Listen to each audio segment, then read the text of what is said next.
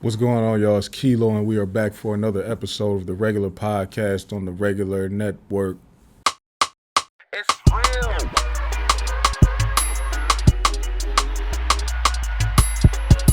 And what's his name again? Kilo? Shout out my Kilo, man. Kilo in the mother building. What have you done? All right. How y'all feeling, man? How y'all feeling? Is everybody good out there? Oh, I feel like we got some good topics. Before we get started, though, please make sure you like the video. Make sure you subscribe to the channel. Make sure you comment your thoughts below. I'm out of breath. Man, I just had to go downstairs and get me a water and put something on my lips to deal with the chaps. Toast to y'all. This is the last time you'll hear the podcast before Christmas. This is the last podcast before Christmas. Christmas is on Thursday this year, December 25th, as always. Shout out to y'all. Merry holidays, happy Christmas, all that good stuff. You know how that goes. And as part of, let me just, give y'all a little, for the women who listen and the men who listen also and need to get gifts. I see what I feel like is that a lot of people seem to have a difficult time buying men gifts. Now, there's a few things with that, right? Sometimes people have a hard time buying men gifts because it's not a thing that you learn. It's not a traditional thing, right? Traditionally, when somebody bought a man a gift, it was like a tool or something like that, socks, because there's not a lot of pomp and circumstance when it comes to men and gift giving, right? Especially because men are not trained to ask for things. Normally, if we want something, it's on us to go get it, right? So giving us gifts is not really a thought that counts type of thing. It's really a utility thing. Give a man something to make him useful. So you get him a tool. Something he can, like socks, something he can wear to work. Get him some new work boots. You see what I'm saying? It's things like that. Then as time went on, sports memorabilia started to become a big thing for men in gift giving. And customized pins and robes and pajamas and stuff like that. So it became a point where as time went on and giving men gifts became more and more common, that men started to feel like people don't give us gifts based on what we like as individuals. It's just some generic thing. You give a man a tie, give a man a tool, whatever. But a lot of men don't wear ties. A lot of men don't build or fix anything. So then now women started to get exposed, right? As not good gift givers. So now let me help you understand something. When it comes to gift giving, men are not like kids. Men are not like women. We don't sit around and ask for what we want. We don't make a list about things that we want. And we don't even sit around thinking about what we want as gifts from other people. What you have to do to be good at giving a man a gift is paying attention to the man, that specific man, not men, not what's the hottest gift for men on Amazon or what's the hottest gift from men on some website somewhere. Do not look at that. You got to look at the man specifically that you're giving a gift to and say, what has he been into for the last year or two? What has he been talking about for the last year or two? Right? It is so easy to me. I would think it's so easy to get us gifts because we don't have a whole lot of things that we normally talk about as men. I'm just generalizing us, right? Men don't normally talk about a whole lot of things. We'll have something that we might be hardcore interested in right at that moment. Or for the last couple of years, I've been on golf heavy. Or the last couple of years, I've been on fishing heavy. The last couple of years, I've been on photography heavy. Not saying me, but I'm saying as a man. So logically, you would think it's extremely easy to figure out what to get a man. If this man has been talking about fishing, it's okay. So it's either let me go out in the garage or let me go out in the shed and let me see what type of fishing pole he has right now. Is there a way that I can step that up? As I'm saying, as a gift. If you're a woman and you're saying, let me see, can I give him a better gift? Let me go look at the fishing pole he has now or the fishing equipment he has now. Which of these items can I upgrade? That's how you have to think about gift giving when it comes to men. You got to go digging through stuff if you don't know already, or you need to be paying attention all year. You don't start paying attention to your man at Black Friday and think that you're going to be able to figure out what he wants as a gift or figure out a good gift to give him, right? He might have said something back in February that might be relevant to what kind of gift you're going to give him for Christmas, right? If that man been saying he just been talking about golf and the LIV golf tournament that he's very, very interested in, you can either say, okay, let me see, does he have any golf clubs? If not, that's easy. Get him some golf clubs. If he does have golf clubs, let's see, get him some golf lessons with a professional, right? That might cost a little bit of money, but let's just see, let's get him 6 months of lessons, right? That's a good gift idea. If not, you go golf merch, Blackballed Golf, right? That's a black-owned golf apparel company. Go lace them with some blackballed merch, blackballed apparel, right? Or maybe, you know what I'm saying, you might get them tickets. Oh, you might have done some research and found out, oh, they're having an LIV tournament in Miami or Orlando or something like that, right? Let me go get him tickets to make sure that he can get premium seats or a premium experience at the LIV tournament happening in Chicago next year, or happening in Florida, or happening in Scotland, or wherever they might have a big tournament. Let me get him tickets for that, right? Let me get him the meet and greet passes.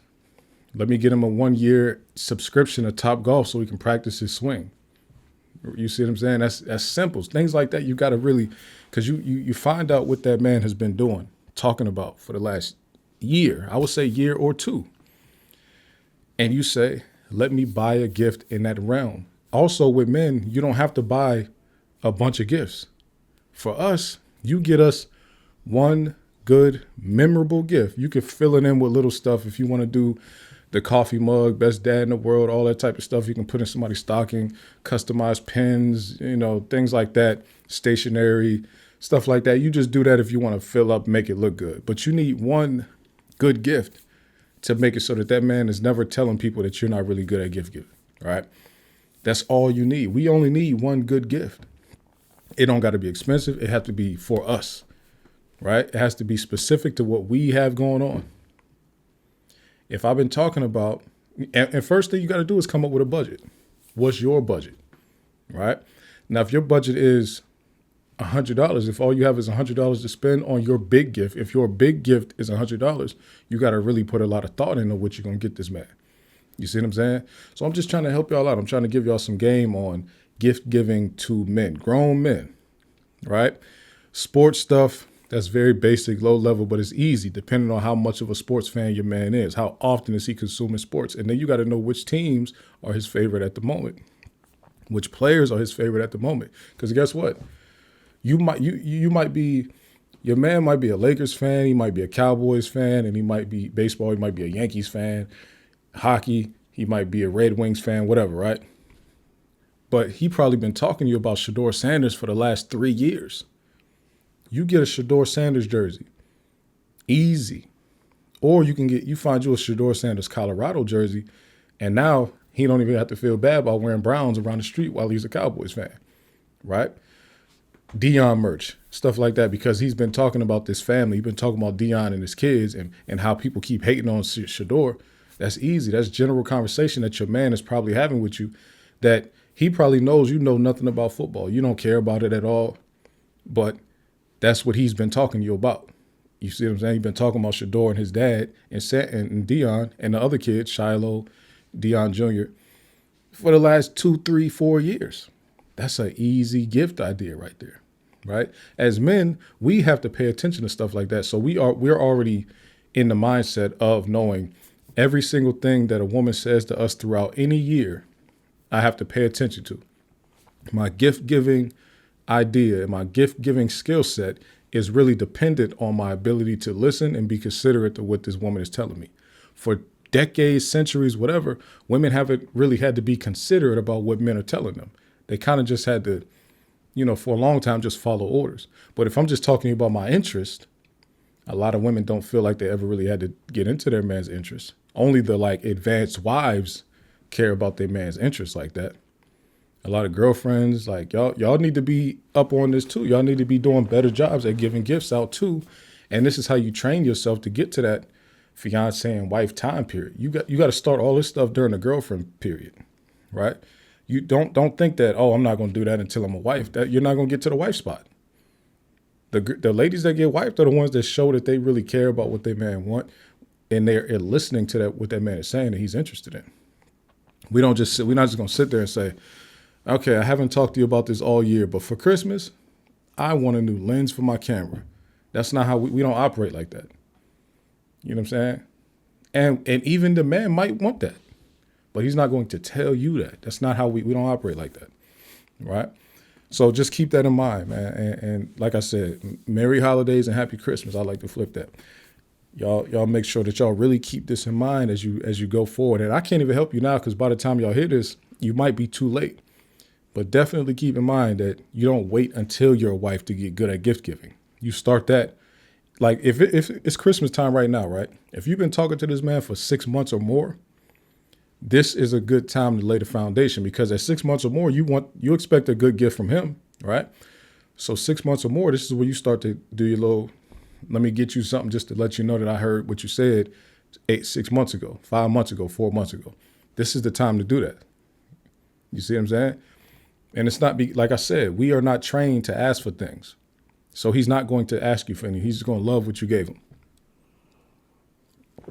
Tickets to a sporting event, easy. That's an easy 6-month gift right there. They don't have to be good seats at all. Just the fact that you tried. You see what I'm saying? So hopefully y'all pay attention to that because I'm giving y'all some good game right there. Now, one of the biggest things to me right in this moment, by the way, this is episode is brought to you by Sir Davis, right? Pre-mixed. I'm not mixing on camera this time, but Sir Davis, some Alive GTs, Alive mushroom elixir. It's great. A little bit of lemonade splashed in there. This is a good mix.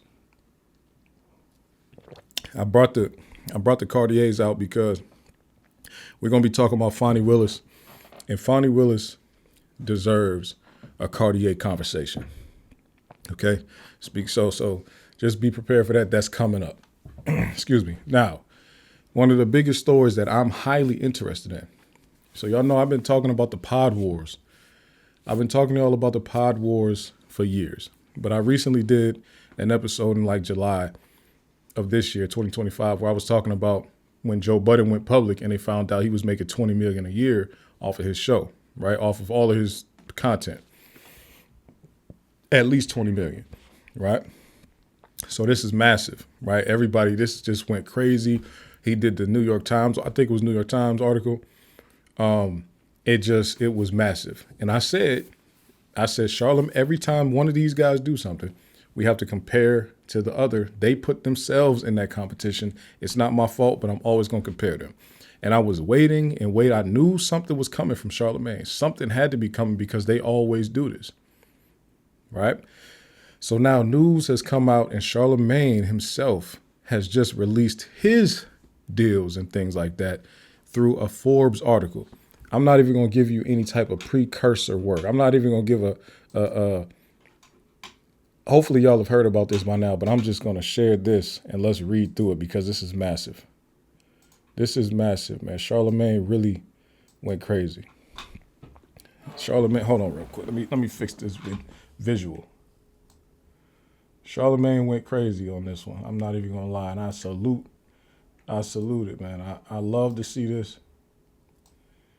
This is great stuff because at one point, Charlamagne and Joe were mudslinging. And that's not a good look. You know what I'm saying? We want black men to be able to compete in the business space without mudslinging. So ever since their war went into a cold space, ever since this Pod Wars thing became a cold war, it has gotten a lot better. These dudes have gotten a lot older, right? They've aged a lot. They're in their late 40s now. They have got more mature, both pushing mental health awareness, both telling men we need to get healthier, we need to go to therapy, we need to work out, we need to eat better. We need to be more faithful to our women. Both have been pushing similar messages, but both have been attempting to execute their plans a lot differently. Joe Budden choosing to go against the machine and be independent and make a lot of money independent. Charlamagne choosing to partner with the majors and make a lot of money and put a lot of people on. A lot of people. I think when I said it back in July, I think the Black Effect Network had like 60 shows, right? And these are black shows, right? So let's read this article because it's amazing. How Charlamagne Became a Media God. It's a great title. Shout out to Forbes. Great title. This is by Jabari Young, right? And they just put this out on December 19th at 6 a.m. So it went crazy on Friday. And I'm going to read all of this because this is worth it. Like, Charlamagne doing deals like this makes the whole thing worth reading, all right? And I'm not going to read that little excerpt from it because I want to get to that. On a chilly night in November, radio personality Charlamagne Tha God is roaming through the aisles of Midtown Comics in New York City, captivated by the heroes and villains that shaped his childhood. Escapism at the highest level, he says. Everybody's here for a purpose. Dressed in a black pea coat, a white hoodie, black jeans, and a tan Timberland boots, this isn't the media vigilante that listeners of The Breakfast Club have come to expect over the past 15 years. The 47-year-old comic book nerd leafing through original comic novels of Batman, Superman, Wolverine, and one of his favorites, Luke Cage, is a more subdued and introspective as he considers his public and private personas. They got that boy on the cover of Forbes. When you start getting up into these realms where they got to put you on the cover, there's something going on. Inside Charlamagne's new media empire, that's the headline. Charlamagne says, I'm like the smart Hulk, Charlamagne tells Forbes. When Bruce Banner learns how to combine himself with the Incredible Hulk, he's Smart Hulk. I'm Leonard McKelvey, he adds, using his real name, emphasizing the second syllable of his name, Leonard, not Leonard. Charlamagne is now an extension of that. But Charlamagne is the name that the world has come to know over the past few decades, beginning as a radio host intern at Z93 in Charleston, South Carolina, and continuing through his time with radio host Wendy Williams before joining the syndicated Breakfast Club show in 2010, alongside DJ Envy and Angela Yee. Across more than 100 stations on the iHeartMedia network, he can be equal parts trash talk, voice of the voiceless, and the advocate for mental health, a balance, as he likes to say, of ratchetness and righteousness. In other words, he's not afraid to go there.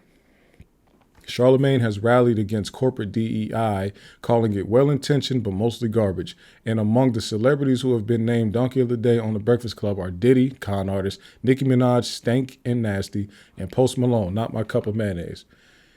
He's also an equal opportunity offender when it comes to politics. After House Minority Leader Hakeem Jeffries referred to him as Charlatan the Fraud, he responded by taunting Jeffries as Chuck E. Cheese Obama. And while he called for Joe Biden to drop out of the presidential race several months before he actually did, he also frequently referred to President Trump a fascist, which led the insulter-in-chief to refer to Charlamagne as a racist sleazebag. I didn't even hear that. No fear, Jon Stewart says of Charlamagne, who has been a guest on The Daily Show for years and once guest hosted. He has an incredible ability to distill conversation to its salient center, and it's not contrivance for clicks. It's real. Adds Bob Pittman, chairman and CEO of iHeartMedia. Does he say stuff that a lot of people don't agree with? Of course. But that's Charlamagne being true to Charlamagne. Sir Davis got me twisted. I'm not twisted. That's just hard to read. And he has been consistently rewarded for that outrageousness. In August, here's the real big news. In August, Charlamagne signed a 5-year, $200 million extension with iHeartMedia. The deal keeps Charlamagne on The Breakfast Club for the near future and puts him in the same league with Joe Rogan, who signed a multi-year extension with Spotify for a reported $250 million last year. Locking in Charlamagne is vital to iHeartMedia, which struck a deal with Netflix to stream The Breakfast Club among 15 other podcasts starting in 2026. But more important, Charlamagne's new deal will help him expand his Black Effects podcast network, a joint venture with iHeartMedia. Now, this is no short feat, so let me read it again. In August, Charlamagne signed a 5-year, $200 million extension with iHeartMedia.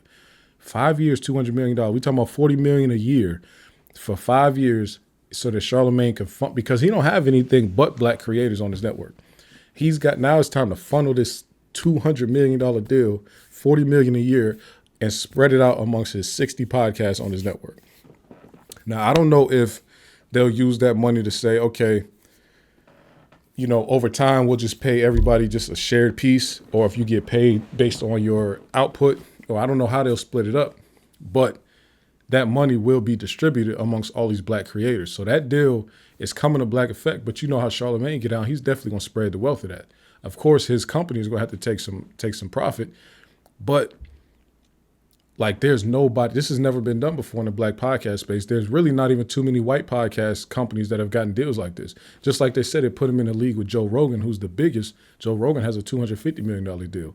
So for Charlamagne to be able to come in there and say, look, we're going to negotiate this deal. And think about it. He got it from iHeart, right? iHeart is who he's partnered with, 50-50 with this Black Effect Network. So that means that this is really a $400 million deal. That $200 million is for the half ownership, the half, like them, for their side of it, right? The $200 million is coming from iHeart to their other partner, which is the Black Effect.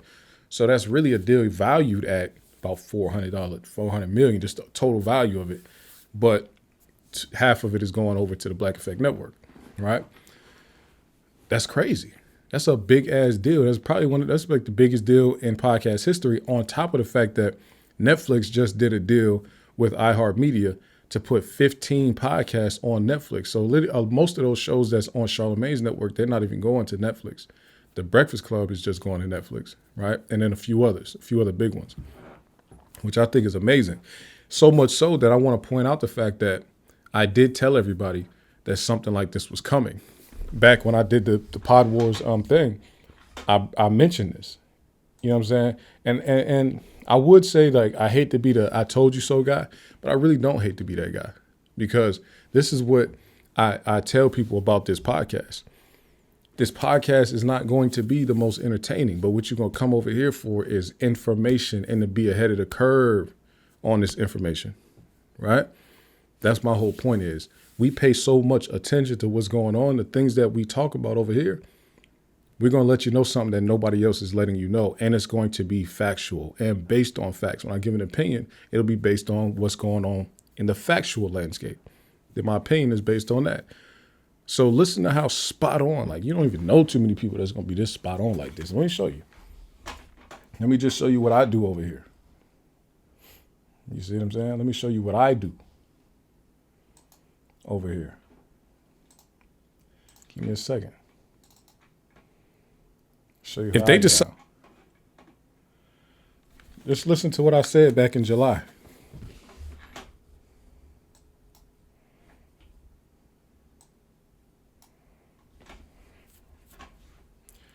Back in July. See that date? July 29th. Okay. We are about to do a deal, and we're going to put if they decide we are about to do a deal and we're going to put every single podcast that we have on a major streaming platform, we'll take it off YouTube and do the deal to put it all on Netflix. You talking about a $200 million deal. Maybe 150 at minimum for 3 years, right? Did you hear what I said? You talking about a $200 million deal. You talking about a $200 million deal. You talking about a $200 million deal. Maybe 150 at minimum. 150 at minimum, I say, for 3 years. Right? Right? And it's not really to be that guy, but I'm that guy. I got to be that guy. Because if I don't tell y'all that I told you so, nobody's going to tell you that Kilo said it first. I'm going to have to tell y'all Kilo said it first, because I don't get enough views for anybody else to go say it for me, right? I don't get enough views for that. So I have to be my own megaphone, which is fine with me. It's fine with me. So not only were we spot on with the number, we were also spot on with knowing that this would only be a few years worth of a deal. We knew that this stuff was so valuable that you can get that much money for just a few years of content. Now, it's not just a few years, because that's a lot of output. That's a lot of output. But they can do it because they have the amount of episodes to make it worth it. And there's a bunch now. So now this whole group of people that's in this podcast space that are signed to Black Effect, now that they see what type of money Black Effect has to now develop these shows and to now pay the creators, they have a new energy, a new spark now. Because now they know, oh, some of that 200 million is coming to us. Some of that 40 million a year is coming to us. This is money we've never seen before. Right? Even if, let's say there's 60, right? Some of those podcasts are a lot on the smaller side. Okay. So this is what I'm thinking. So what the Black Effect is going to do, what I think, they're going to use that. They're going to try to boost up their shows, right? As they boost their shows up, they're going to go out and get advertisers. They're going to want to get enough advertising to cover more than the $200 million in over 5 years, right? So we want more than that. We can pay that out to the shows on our network, right? Just a piece of the $200 million will go out to the shows on the network. We'll get advertising that covers that. We'll make that back and re-up, and now these shows will be bigger because we've been marketing them crazy, right? We've been marketing these shows. Now we might do billboards for some of these shows you never heard of. Black Tech Green Wealth, or what's the show? Black Tech Green. Damn, I like the show, but I only really listen to it when I'm on the airplane, which is crazy. I'll download it when I'm going to the airport, and then I listen to it. It's a tech show. It's called Black Tech Green Money, right? Black Tech Green Money. So now, because a lot of people have never heard of it, now guess what? We're gonna do a marketing campaign around Black Tech Green Money. By the time we're done with it, the show is gonna be 5 times bigger. So now the advertising we can get on the show is worth more than what we spent from our $200 million. So now our $200 million is worth more now. That's how I'm seeing the flip. Okay. Y'all be on the lookout for how Charlamagne and his, they call it, her name is Dolly, the president of Black Effect. We are going to see how they make this thing work. I love what's going on. Let's keep on reading though. When I was looking at doing my deal with iHeartMedia, Charlamagne says, I was like, I don't want to just be talent. I want to create the podcast network. I want to create the BET for podcasting. Since 2020, Black Effect has launched more than 60 shows, including the former NBA stars Matt Barnes and Steven Jackson and entrepreneurs Damon John and John Hope Bryant, becoming a vital large part of iHeartMedia's revenue stream. iHeartMedia reported podcast revenue of $448 million in 2024, up from $252.6 in 2021 and $100 million the year prior. Charlamagne says he wants to add 10 more shows in 2026. Okay. They made $448 million in 2024. With them giving this deal to Charlamagne's network, that means that they're saying the Black Effect is one of their biggest earning networks that they have. Because iHeartMedia has a bunch of podcasts. But they're saying, okay, that's one of the big dogs. Black Effect is one of the big dogs in the space because we can give them a lot of money. $400 million in revenues is a lot of money for podcasts, for a company like iHeartMedia. And then they want to add 10 more shows in 2026. So that's clearly how they plan on investing. So they want to, I'm guessing, invest in marketing the shows that they currently have, and then they want to develop 10 more. Amazing. Charlamagne, reach out if you need something. You know what I mean? I do the production side of things, and I will. If y'all need the regular podcast to step up and be on the network, I'm not going to cost anywhere near what some of these other people cost, right? And I could increase my output. Right now, I'm going heavy on tech right now, but I don't have to. You know what I mean? If my income can be supplemented by this podcast thing, if Black Effect needs somebody, there ain't too many shows that's going to be blacker than this, right? Because I get into all parts of blackness. Y'all tap in. Anyway, he's been very intentional about trying to introduce me at a great risk, says Bryant, host of the Money and Wealth podcast. Bryant says the partnership benefit lifted the show's profile. It works like a charm. Adds Charlamagne, I want to create 100 versions of me. He looks at what Oprah and Tyler Perry, who have built their own studios, as role models, and also takes inspiration from Ryan Seacrest, who started as a radio host before becoming ubiquitous on television and transforming himself into a powerful TV producer, most notably as the force behind the Kardashians. I knew about Ryan Seacrest's work in the competition show space. I didn't know he was behind the Kardashian show. I did not know that part. That's interesting. Charlamagne, says Pittman, is on that course more than others, and there are just not many of them that come along like that. A lot has changed in the podcast world since Charlamagne entered in 2014. Back then, the industry relied on ad dollars and celebrity names to drive revenue, said Rick Ducey, managing director of Virginia-based BIA Advisory, a media consultancy firm. Now it's driven a lot more by the kind of digital ad metrics that we're seeing coming out of search, social, and the connected TVs. The business model now for podcasting is very digital, so that makes it efficient and effective. Excuse me. People really do understand the business of podcasting now, Charlamagne says. You could look at somebody's audio downloads and know what they should be paid. Today, podcast networks like Black Effect make money two ways, independently or through distribution deals with media giants like iHeartMedia. For instance, in 2024, the Unwell Network, founded by Call Her Daddy host Alex Cooper, signed a $125 million 3-year distribution deal with SiriusXM. Before that, Cooper had a $60 million deal with Spotify in 2021. On the independent side, hip-hop artist Joe Budden reportedly earns over $20 million for the Joe Budden Network through ads and premium subscriptions, according to the New York Times. I tell a lot of these new podcasters, either get a very low minimum guarantee or get no minimum guarantee, Charlamagne said. I've seen people make more money just off advertising.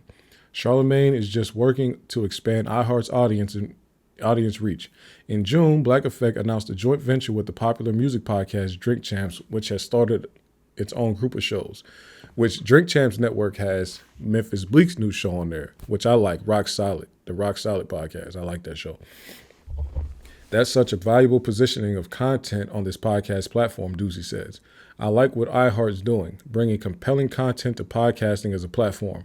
That's going to drive more audience and more advertiser spending. As Podcast One president Kit Gray says, you start to look at networks underneath Charlamagne, upcoming talent that makes sense for him to promote, give resources to through iHeart, and then take a piece. Like all the great comic book heroes, Charlamagne has an origin story. The son of an English teacher and construction worker, Charlamagne was born Leonard McKelvey and raised in Moncks Corner, South Carolina. Young Leonard developed a passion for collecting comics, often redesigning the superheroes into more relatable figures. I had a Captain America who was Captain Africa, he recalls. I had a Black Wolverine, then he started learning about the Luke Cage of the world. But those superheroes couldn't shield him from life's villains. At 8, he was sexually molested by a family member. Today, he uses the trauma to discuss his mental health journey. I made her stop, Charlamagne said. I hated the smell of her jerry curl. I would always say in a joking way so I could always have that conversation. By 17, he found himself expelled from 2 high schools, abusing alcohol and selling drugs. To conceal his identity on the street, he renamed himself Charlie, taking his inspiration from the story of Charlemagne, the 9th century Holy Roman Emperor, and Charlemagne Perrault, the early 20th century Haitian leader who opposed U.S. occupation of his country. Still, the street lifestyle led to trouble, including a 45-day jail sentence following a shooting incident with rival drug dealers. And months later, he was arrested again during a drug bust. Sitting in jail a second time, Charlamagne recalls, was the beginning of the change. Here's one thing I don't like about the article, not about Charlamagne. What the article does is kind of like, it makes it kind of like the street stuff almost derailed or deterred him from his true purpose. When in reality, the street stuff is what, this will get into our next topic, one of our later topics. The street stuff is what helped shape him to become who we see today. A lot of people who come out the streets and don't end up dead or in life in prison end up becoming something great because of what they learned in the streets. It's not like the streets almost knocked them off. It's the streets taught them what they needed to become who they are. So I don't like it making it seem like, oh, the drug dealing and alcohol and this stuff that almost threw him off track. And his English teacher mom and his construction worker dad, that foundation is what he was able to shine through. No, the foundation helped. And then the street stuff gave him what he needed to go forward and become who he became. Like that's part of it. That's not everybody's journey. Everybody don't need to go through this stuff in the streets, but that's part of his story. That's part of a lot of people's story, right? Especially a lot of Black men. So don't tell it like that. As a young radio assistant at Charleston's Z93, he dreamed of becoming a national media personality along the lines of his 2 inspirations, late night talk show host Arsenio Hall and BET host P. Green. That led to a stint at Hot 103.9 in nearby Columbia, where he took a job in 2006 as Wendy Williams' sidekick on WBLS in New York. Oh, before he took a job in 2006. That's when Charlamagne learned to play the villain by antagonizing guests. Wendy literally used to treat me like an attack dog, he says. Still, the national attention paid off. 2 years later, he began working as a radio host at 100.3 The Beat in Philadelphia before joining the Breakfast Club in New York's Power 105.1. Today, the show is a top 50 podcast according to the data from Nielsen, with distribution across iHeartMedia, Apple, Spotify, and YouTube. I didn't just get here, Charlamagne says. I took the stairs. I want people to think about the journey of how I got here, me becoming the best version of myself, investing in my mental health in a real way. That's what you're seeing now. Beyond growing the Black Effect Network, Charlamagne has bigger ambitions to go with newfound wealth. He's the co-founder of SBH Productions with comedian Kevin Hart, the author of 3 books, and he also launched Black Privilege, a book print imprint with Simon & Schuster. Last year, he also opened the first of six Crystal fast food franchises in South Carolina. The business move was inspired by rappers Rick Ross, 2 Chainz, and the late Junior Bridgman. I didn't even know Junior Bridgman died. A former NBA player turned restaurateur who died a billionaire thanks to his investments in Wendy's and Chili's franchises before acquiring a Coca-Cola bottling facility. I just always thought it was cool, Charlamagne said, owning a fast food franchise. And yes, Charlamagne also dreams of launching a comic book line. And Charlamagne has done comic book stuff in the past with Marvel. He even has plans to develop a character in his image, with godlike powers, a concept derived from the teachings of the 5% Nation, a black nationalist group that emerged in the mid-1960s, that believes the black man represents God and black woman represents Earth. Charlamagne has already released a 5-part comic series, The Illuminati, in the partnership of AWA Studios. The goal is to create a new generation of black characters. It's time for a new era of comics, he says. Shout out to the 5%ers, man. I'm a big fan of y'all work. This is one thing about the 5%ers that I don't feel like the reason it's not as big of a thing. First of all, it's very black-centered, black-specific, and black-centered. Second of all, it is not restrictive like a lot of other ideologies. It's not restricting at all. It's kind of like after you get your 360, right? After you do your 360, you learn your 360, right? You get knowledge, wisdom, and understanding. It's up to you as the individual to go forward and do with that knowledge, wisdom, understanding, whatever you need to do to improve your life. Also, it is a thing that also prioritizes and has a space for women, black women, gods and earth, the nation of gods and earth, right? Gods and earths, meaning our whole world is the woman, right? It might be seen as like, okay, and really it's like the black man represents God, but you don't walk around with God-like power. You see what I'm saying? But you make the man a very important figure, and you have our women being a very important figure. And they don't want to talk about that much because that's a mindset that was created specifically by black Americans, right? If they start to talk more about 5%ers, then they would have to realize, oh, so when black people got a chance to create their own thing for them, they made women important. They don't want to tell that story that when black men create something, they make women important. They want to push the NOI thing, where they make women cover up and follow Islamic law, which is not created by us, right? They'll tell you about the black preachers. They'll tell you about the Masons that don't include women at all. They have like different chapters where they keep women separate, but they don't want to talk about the nations of gods and earth, where women are prominent and can be prominent and just as prominent. If it was, and a lot of women are not part of that, but when you see women that are, they feel powerful too, like Erykah Badu, 5%er. You see what I'm saying? It's not restrictive. It doesn't make it so that the woman is subservient to anybody. There's no guidebook where it says y'all have to do this. The only thing you have to do is get knowledge, wisdom, and understanding. And part of those teachings do not tell you that a woman is supposed to be subjugated by a man, right? It's about mathematics. It's about science. It's about learning how to learn, right? Shout out to my 5%ers. It's not restricted. It's the blackest ideologies that you could ever do. I'll say it's the most black American ideology. it puts us together as partners, and it makes it so that we go forward being able to conquer and dominate things together as equals, right?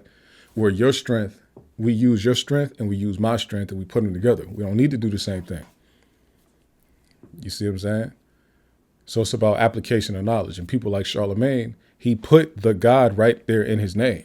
One of the things about 5%ers too is that they go heavy with the attributes, right? This is who I connect with. You know what I'm saying? 5%ers. They pick an attribute. That's why sometimes their name will be stuff like Supreme, like from the Supreme team, or Prince, or Unique, or Black Sun, or you see what I'm saying? They have names like this. They pick these names because it's like, this is what I want to embody. This is what I want to be. I want to be a supreme being. I want to be the prince of the world. I want to be Charlamagne Tha God, which is Charles the Great.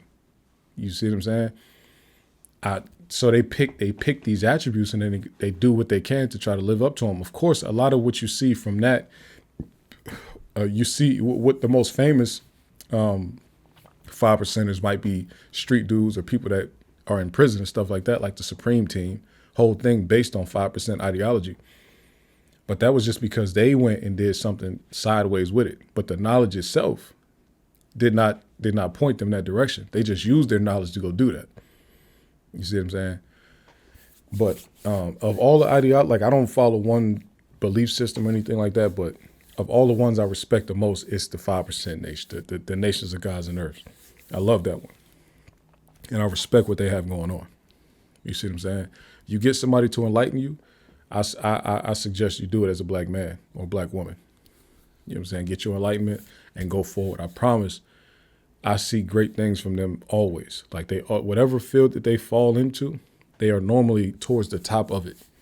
It's just how when you have certain knowledge, you can't be held back in certain ways, right? So shout out to them. Shout out to Charlamagne. I did want to also discuss that Netflix. So along with the fact that Charlamagne has this or the Black Effect Network got a massive deal with iHeartMedia, Netflix did a deal with iHeartMedia also. Oh, hold on. Netflix did a deal with iHeartMedia also. Let's read a little bit about that. Now, this came out this week as well, December 16th. And Charlamagne came. Now let me go back a little bit. Like I said, when Joe Budden announced his deal or announced the amount of money he was making, I knew that because I said, let's see what Charlamagne comes with. I knew that something was coming because this is what they have been doing for years. And I don't think they're just trying to step on each other, but I think they're trying to say, okay, my competition has done this. Here's what I've done. And it's always different, but it's always massive for both of them, right? It's always big for both of them. So it's like, here, y'all be here. We both serve, like we're on two different sides of this black media space, but we're both dominants. We're both dominant figures in this thing. And we are giving you, here, do what you need to do with this information. Y'all all go learn something from us. Charlamagne and Joe, they execute differently, but these dudes think a lot alike. A whole lot alike. I don't even think you can call it beef. This is really Magneto and Professor X. Charlamagne being Professor X, Joe being obviously Magneto. Netflix strikes deal with iHeartMedia on video podcasts. And look this is the Hollywood Reporter. They could have used a white face. But Charlamagne is the biggest name in all this news. So, who's the face of it? Charlamagne Tha God. Netflix is officially bringing more video podcasts on the platform. The streaming giant announced a partnership with iHeartMedia to stream new video podcasts of more than 15 iHeart podcasts, including Charlamagne Tha God's The Breakfast Club. Think about the fact that they're calling that Charlamagne Tha God's The Breakfast Club. Remember, it was like, no, none of us are bigger than the other. It's DJ Envy, Angela Yee, Charlamagne Tha God. All three of us is a third of the thing. Now these media companies are getting bold with it. That is Charlamagne's show. That's how this Hollywood Reporter said. Charlamagne Tha God's The Breakfast Club, My Favorite Murder, Chelsea Handler's Dear Chelsea, Bobby Bones Presents, The Bobby Cast, and more. The deal, which also includes select library episodes from each show, we will see the video podcast episodes launch on Netflix in early 2026 in the U.S. The deal follows Netflix's announcement in October of a partnership with Spotify to stream video podcasts, including the shows from Spotify Studios, The Ringer, including the Bill Simmons podcast, The Zach Lowe Show, the McShay Show, the Rewatchables, the Conspiracy Theories, and more. I love a good conspiracy theory.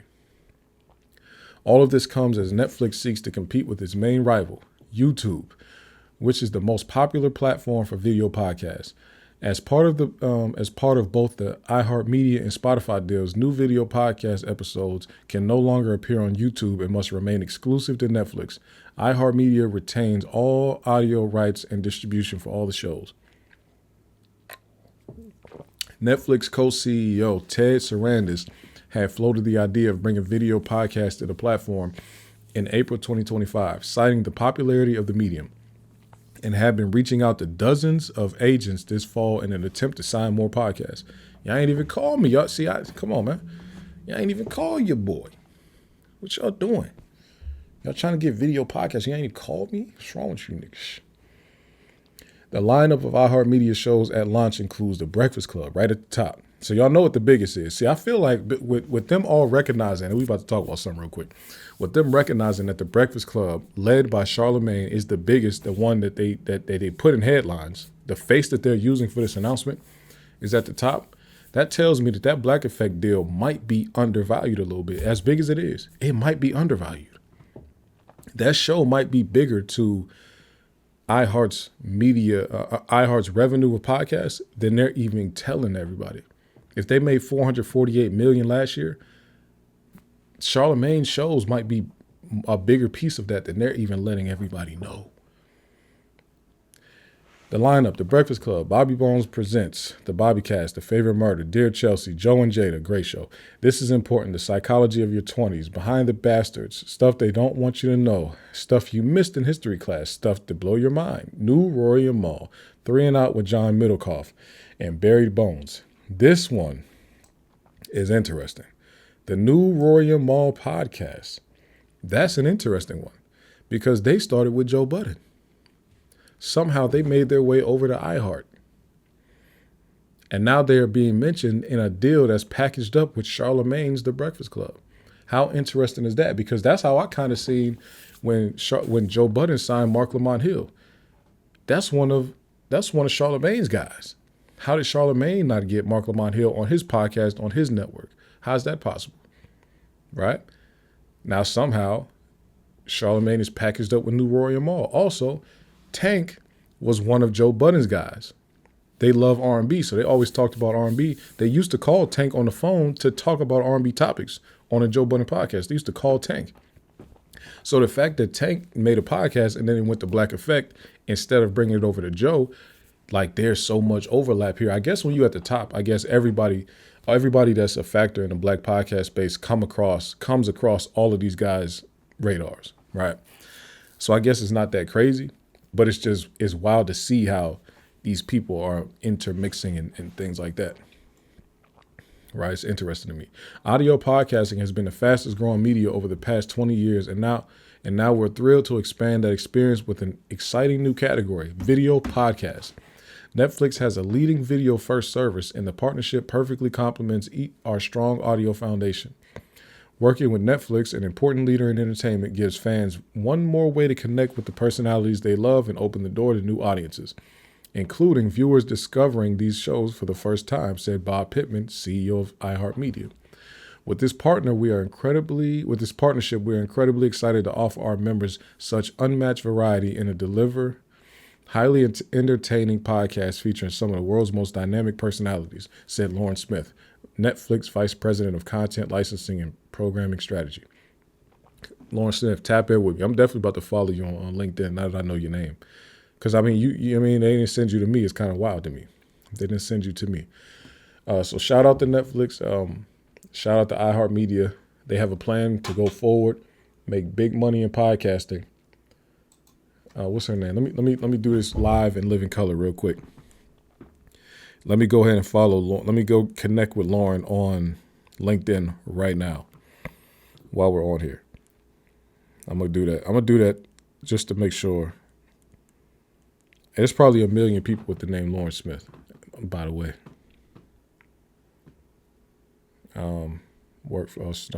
There's another Lauren Smith that's a vice president, but she's a vice president of Workforce, at Workforce. Let's see if I can find the Lauren Smith that's a vice president at Netflix. Give me a second, y'all. Give me a second. I would think that that would come up, but maybe she's not. Maybe I got to, because she's in the content space, maybe I got to look her up on Instagram or something. I don't know. On Instagram, straight flexing. You know what's interesting that they said on this article just now is that Netflix views YouTube as their competition, as their rival in this video space. And I can't, because Joe Budden had mentioned that also. I listened to Joe Budden's take on all this news, the Charlamagne news, and he brought up YouTube as well. But I don't see YouTube, like YouTube has to tread lightly when it comes to these type of deals and things, right? They can't do too much because Google is already being looked at as a monopoly, right? So Google and YouTube, or Alphabet and YouTube, they really have to just provide the platform. If they really started signing everybody, because they have more money than everybody else, right? It's $1 trillion company. If they started signing everybody to their platform and they control the platform itself, the antitrust talks would get louder and louder and louder. They can't do it. So I know people are looking at Google and YouTube and stuff saying, hey, what y'all gonna do? But really, their hands are tied. They can't do anything. You see what I'm saying? So it's better it's funny, right? It's actually better for companies like Alphabet, for companies like Netflix to jump in here and do this type of stuff first. Netflix do it. Then when we as YouTube start doing it, they can't say that we're a monopoly because Netflix is doing it too. And Netflix is huge in this video streaming space, right? So now we can do it without being called a giant, right? Because Netflix is a giant too. We're both giants, but we're competing with each other. So it's not like we don't control the market. We can't control all the pricing. We can't control the directors. We can't control the advertising dollars. We can't control the flow of money through this whole industry because we have a giant that also is operating in this space. To us, a company like Spotify is a big company, right? But to companies like Netflix and Google, Spotify is like a little kid. Like that's like whatever. Like that's just, they're a nobody in the space that Netflix operates in.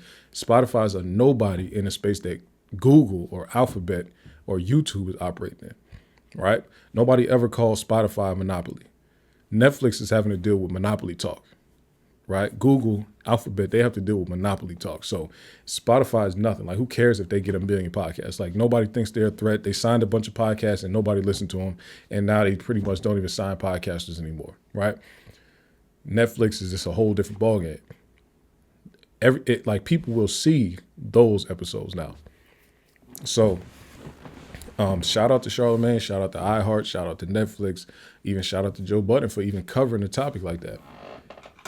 But this is great stuff that we're seeing here. This is great stuff, y'all. Y'all please let me know what y'all think about this topic in the comments. Because wow. Now, can we talk about another close to $200 million situation? Can we talk about it, please? I want to talk to y'all about this. If you ever heard me say anything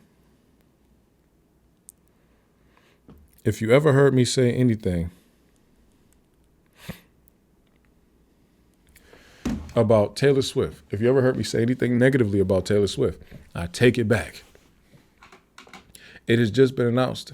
Well, I just found out about it. I'm probably late, actually, because when I found out about it, I realized that all of the news reports that I was seeing was like older than when I learned about it, right? So let me share this here. Taylor Swift, you little bugger, you. Taylor Swift proves she's the most generous person in show business. Star donates millions to charity, visits children's hospitals, and even gave to UK food banks, as her huge tour bonuses total $197 million. So what does that mean? Taylor Swift just did a massive tour, right? They say she grossed $2 billion on this tour. That got to be the biggest tour ever. And if it's not, I'm surprised. She gave away $197 million of that. That's 2% of that money, and bonuses to her crew and her staff. Perhaps the most memorable scene from Taylor Swift's new Disney documentary is when she gave out tour bonuses to a team of dedicated dancers. Squealing with delight, cameras follow her behind the scenes as she writes personal notes for each era's tour crew member, enclosed the check and seals the envelope with her trademark wax stamps. That's pretty cool. I like those wax stamps. Her team then stand in a circle as her lead dancer, Cameron Saunders, reads out his note and discloses the amount that they have all been given, as everyone is left speechless with their hands covering their mouth. While the exact number is beeped out, many fans on social media have claimed it definitely looks like he mouthed the number 750,000. The total of bonuses given out of her tour reached a whopping 197 million, with truck drivers, caterers, instrument techs, merch teams, lighting, sound, production staff, assistants, and dancers benefiting. So she gave everybody a bonus. She gave truck drivers 100,000 apiece. And while the incredible amount has unsurprisingly generated many headlines, it's not the first time the billionaire, 36, has proved her generosity amid her sparkling career. I didn't know she was a billionaire, but I could believe it. If she's doing $1 billion tours, she's a billionaire. Okay, it makes sense.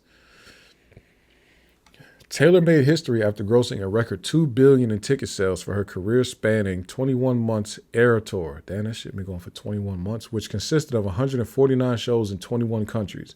As a reward to her team, Taylor is said to have handed out more than 197 million in bonuses to everyone working the tour. Everybody.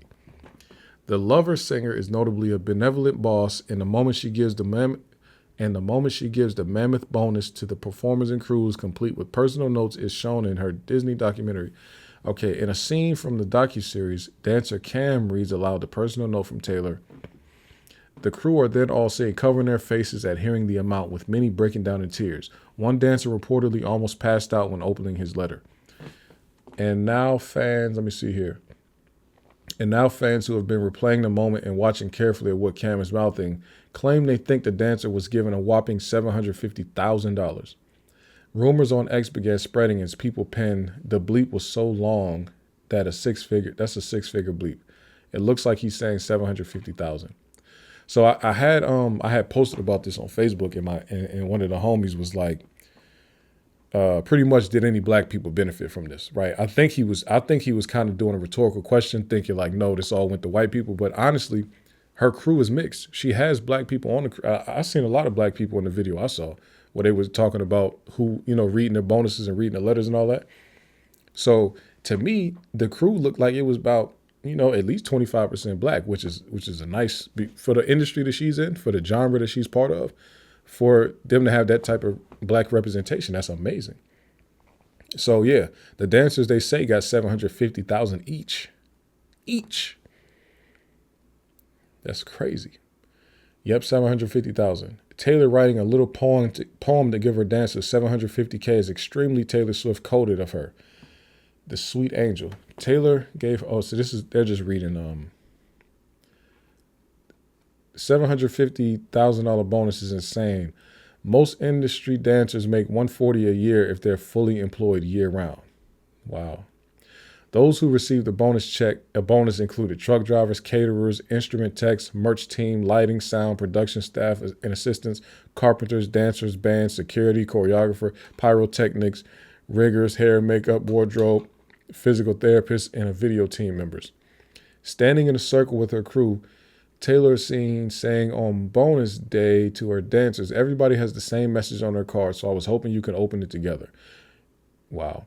Before you open yours, I just want to say, you guys, this leg of the tour has been harder than anything I've ever done in a live setting, and you guys have taken this on with such an excitement, such curiosity and endeavors you've shown, and endurance you've shown, the spirit you've shown.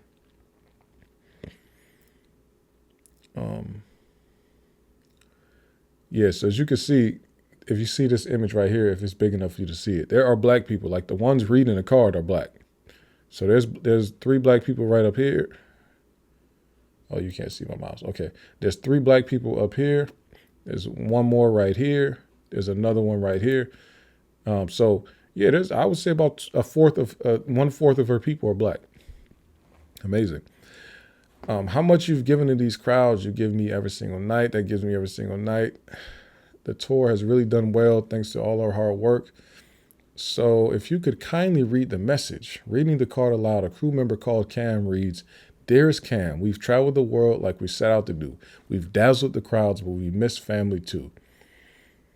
My full gratitude doesn't come from a bank, but here's a blank dollars just to say thanks." The crew are all sitting covering their faces at hearing the amount, with many breaking down in tears. I mean, if you really just think about this, right?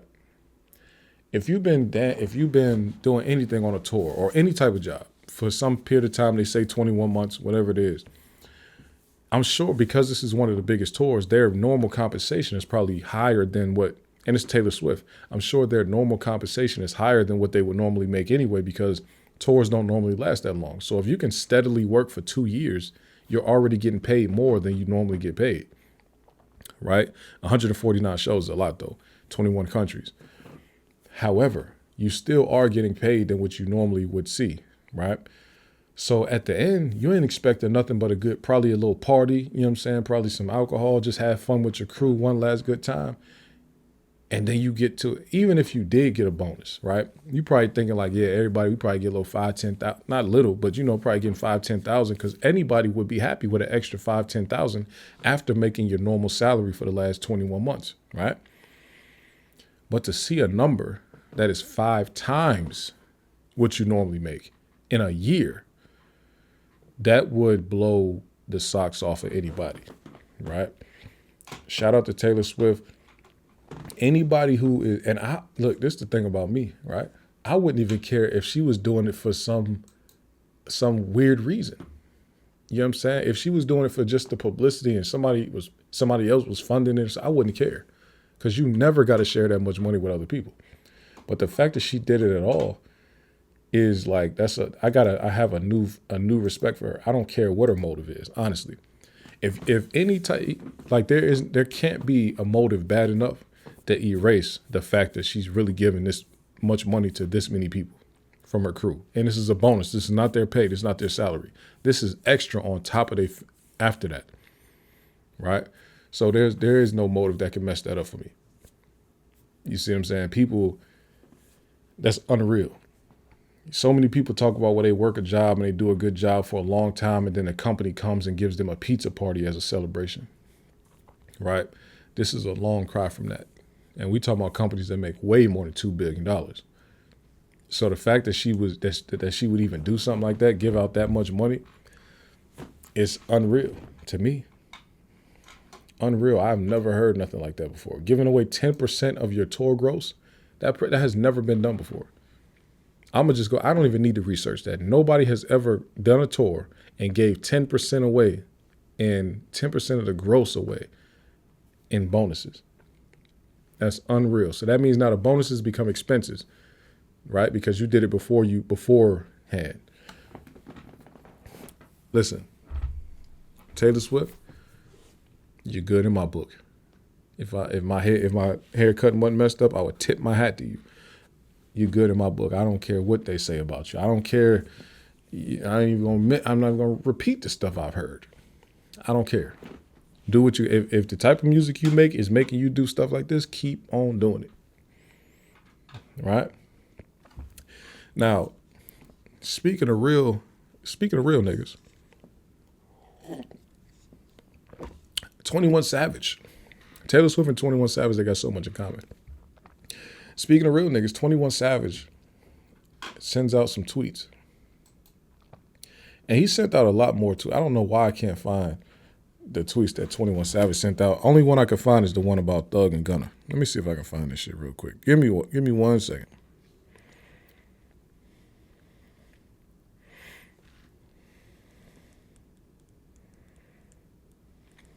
Give me 1 second. Let me see. Let's see if I can let me just Google 21 Savage tweets. Let's see if that will bring up what I'm looking for. It's crazy because I saw it. Oh yeah, this is it. Okay.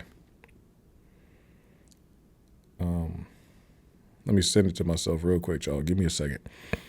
I saw it, but then I scrolled and then the tweet never came back up. That's how they do people. Oh snap! Hold up. My bad. All right, y'all. That I'm not gonna lie. That Sir Davis has caught up to me.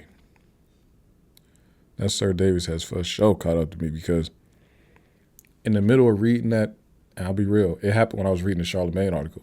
In the middle of reading that Charlamagne article, I started to realize I always feel like somebody's watching me.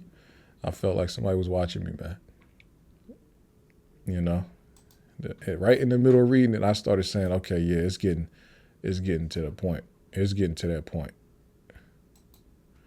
It's getting to that point for sure, for sure." All right, let's read 21 Savage's tweets. Looks like I have some notifications. Let me go ahead and condense this.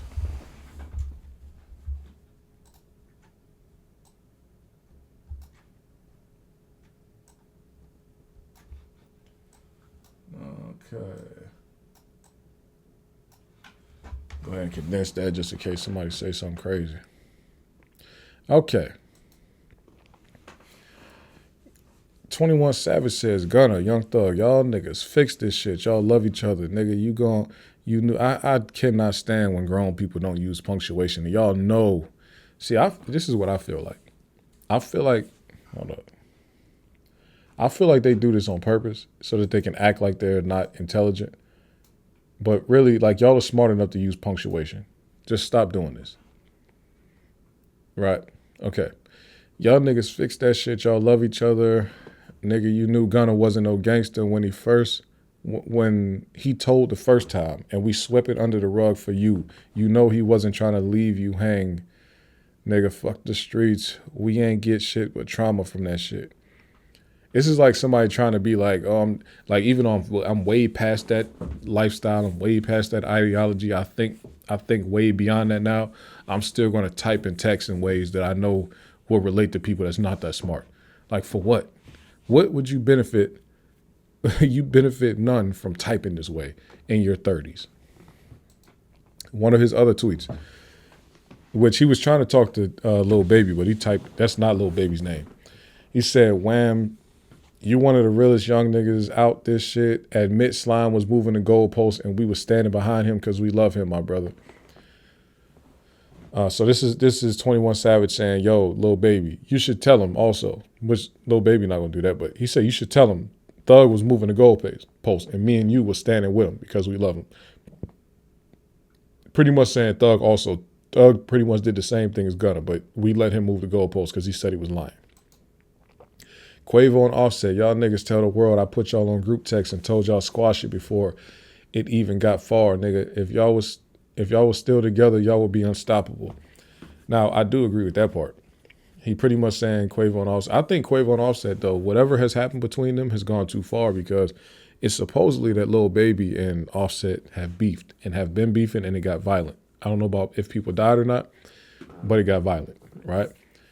So the fact that Quavo has kept on working with Lil Baby after he got violent with Offset, that kind of is, I don't know if they can, some stuff you can't really end up squashing because now things that happen after the fact, y'all went too far, right? So if you go and start working with somebody that robbed me or that had me set up or anything like that, now it's beyond whatever the original beef was. It's something else now, right? So somebody send me, if I get an Outlook message on a Saturday night at 11 p.m., that's ridiculous. Last year, I was the realest nigga for trying to stop Thug from exposing Gunna. Now I'm fake. Who said you? I see whatever backlash made him post this stuff. I'm not familiar with. I don't know what backlash he got, so I don't know. I don't know why he tweeted this stuff. QCP, I told you to your face you did wrong at the party, but I never bashed you on the internet because it would have made the city look bad because you was putting all them young niggas in that would have effed the money up. All right, so this is in relation to what he said about P on that phone call with Thug while Thug was in jail. So he's saying that, hey, I said the same thing to your face, so I'm not hiding my hand. We've been moving the goalposts because Atlanta grew up on hustling. All this violence got out of control. Shit broke my heart to see the city this divided. I can see that. I can see that. Atlanta's a very hospitable place. It can be violent though, but it's very hospitable. There's gangs everywhere in Atlanta. Like if you didn't know, because Atlanta is like a fun city and it's known for partying and all that, but there are gangs everywhere here, and they ain't playing. But it seems like they keep it very contained, right? They don't really involve too many people that ain't in it. You know what I'm saying? So when you hear about people with something happen to somebody, it's normally people that was involved with the shit. You see what I'm saying? So there's not a whole lot of, it don't really make a lot of news because it's like, oh, well, yeah, he was in that. So that happened to him. So 21 is saying, yo, we was always about getting money. It's a money getting city. This is a fly city. This is about women and partying and the violence got out of control. So so a lot of these guys have been tweeting F the streets or posting F the streets, right? Because they pretty much trying to say the streets have not really, the part of the streets that we're talking about, F the streets, is like violence. It hasn't given us anything positive. It's really been messing our lives up. And I agree with them. You know what I mean? That's their movement. I see some people like Boosie mad that they posted that, Honeycomb Brazy, Not With It, Suki, Boss Man D-Lo. They saying, nah, it ain't F the streets, it's F the snitches. You know what I'm saying? The streets is just fine. That's what they're saying. And I will say, yeah, there's a lot of different parts of the streets. Like the part that y'all have an issue with, of course, like you know what I'm saying? You want to get rid of that. Having to shoot people for no reason and people snitching on other people, getting them 100 years in jail, stuff like that. You want to get rid of that type of stuff. But some people, they want to still fully engage in that type of behavior, right? This is what I'll say, and I never spoke about this on the podcast yet because, I was one of the premier spots for people to come learn about the updates on the YSL trial, right? This is what I'll say. I think Thug did handle it wrong. I think the way that you show, let me get this off the screen. I think that what happened. And especially because you knew that there was an interrogation video or recording of you also implicating somebody in something. Once a lot of these guys came home, especially Thug, especially Gunna, especially Yak, Shannon, Woody, when these guys come home, when Thug comes home, the sentiment should have been, because if you really done treated this thing like a mob, right, like a mafia, and you was the leader of it, all right, that's how you operated, King Slime. The way that you should have came and framed it was like, look at us. Y'all should have been together. Look at us. I put this play together. We put this thing together, and look how we came out of it. We all made it home. We was facing 30, 40, 50 years life, all that. But I put the right pieces in place, and we pretty much sacrificed our own personal image to get as many of us home as we possibly could. Because the only reason that y'all are free right now, especially Thug, only reason y'all are free right now is because of the testimonies by people like Trontavia Stevens, because of the testimony by people like DK, because of the testimony by people like Slime Life Shawty, that they're like, they're like, we was never following his orders. Like when stuff happened, we didn't, nobody told us to do those type of things because of Woody, right? Testimonies from these people are what got all of y'all home, got all of y'all free.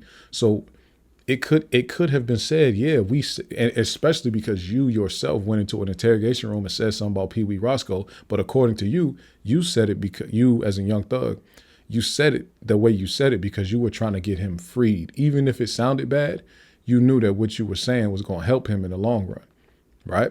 So it should have been played like, yo, we put this together to help all of us out. We had to sit down for a little bit, but now look at us. We all home. DK, Slime Life Shawty, Tick, Moonk, all these guys, we was facing 50 years. Even Moonk getting resentenced and having to go back to prison, it's still 5 years though. It's not 30. You see what I'm saying? It's not 30 years, 40 years. So even that, it's like, yo, we all sacrificed our own image so that we could all be home in the long run, right? What's my man name? Lil Rod. Pretty much people gonna look back at his case and say, oh, he actually didn't do that murder that he got life for. You see what I'm saying? What's the dude, Quay, one of the, like Lil Quay, he got what? He was looking at multiple life sentences and 30, 40, 50 years or whatever. He got to do 7. The other Quay got to do like 5. Everybody's about to come home. Well, everybody that was in the main trial, the big trial, that was real big trial. All these guys are about to come home, and then all the people that took deals came home. Y'all should have played it like, yo, I coordinated this. I was the boss of it, and I coordinated, and I let everybody know, you going to say this, you going to say that. Because supposedly Brian Steele was behind the scenes making phone calls telling everybody, good job. So if Brian Steele is telling everybody good job on the deals that they made, then you would have looked like a real boss had you come home and embraced your guys and pretty much made it like this was a coordinated effort. They just like how the state coordinated and worked together to try to take us down. We did the same thing. We was organized like that. Instead, you came home and pushed the whole everybody snitched on me thing, and I'm not like that.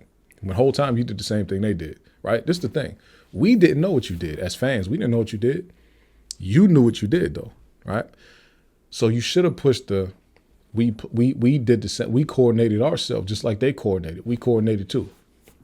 Now, and look at us. We all home now, right? And you throw a big party. You sign everybody to the lake, whatever it is. But coming home pushing the anti-Gunner thing and pushing the anti-Yak Gotti thing and the anti-Woody, that didn't benefit anybody. And actually, it made some people turn on you. It didn't make people say, oh, yeah, Thug is a real one. It made people say Thug didn't learn nothing from that time he was in jail. It made people say Thug is still on the same type of time. He probably going to end up back in there. That's what people were saying at first. They was like, man, Thug going to be right back in the prison, in jail. You see what I'm saying? It didn't seem like you learned your lesson at first. Right? Eventually, now it's starting to see, because 21 Savage is speaking out now, it's starting to seem like, okay, now dudes is kind of interacting a little bit more. We don't know if, you know what I'm saying? Gunna seems like he ain't running from anything. You see what I'm saying? Now, Gunna might not be speaking publicly, but he don't seem like he's running from them. Like, they probably could talk. You see what I'm saying? So I would say I think Thug handled it wrong. There was no reason. If all of y'all are in interrogation rooms doing certain stuff with the police, you don't really have a reason to attack nobody when you come home. Y'all would have been the biggest had you came out and acted like you coordinated all that. Then they would have been like, oh, snap. He outsmarted Fani Willis. He outsmarted ADA Love. He outsmarted ADA Hilton. He outsmarted ADA Sprinkle. They thought they had him, but they couldn't get him. And now they can't even recharge y'all with none of this stuff. They done threw the gang charges at y'all. They done threw the RICO at y'all, all type of murders, and it went to trial. So they can't even do it again now. You see what I'm saying? You should have made it like you coordinated that. But that's all I got on that one, man. Y'all let me know what y'all think about that. I think that 21 and a lot of these guys getting together is going to help heal. And Atlanta is a city that is way stronger. Now, we say this all the time, like, oh, this place is better when everybody's united. Atlanta is really one of them places, because if these guys all start to working together, it'll enable younger people to get up and come up through the ranks also, because when the Atlanta scene is right, it helps their new generations come up. That's how they've been dominating for so long. They got a strong streets to industry pipeline in Atlanta. Very strong one. And with them healing and with them getting back together, even Thug and Lucci did a couple songs together. Like, if you can do a couple songs with Lucci, you definitely can work with Gunna again, and you can forgive Gunna and all that, right? Because Gunna ain't shoot at none of your people.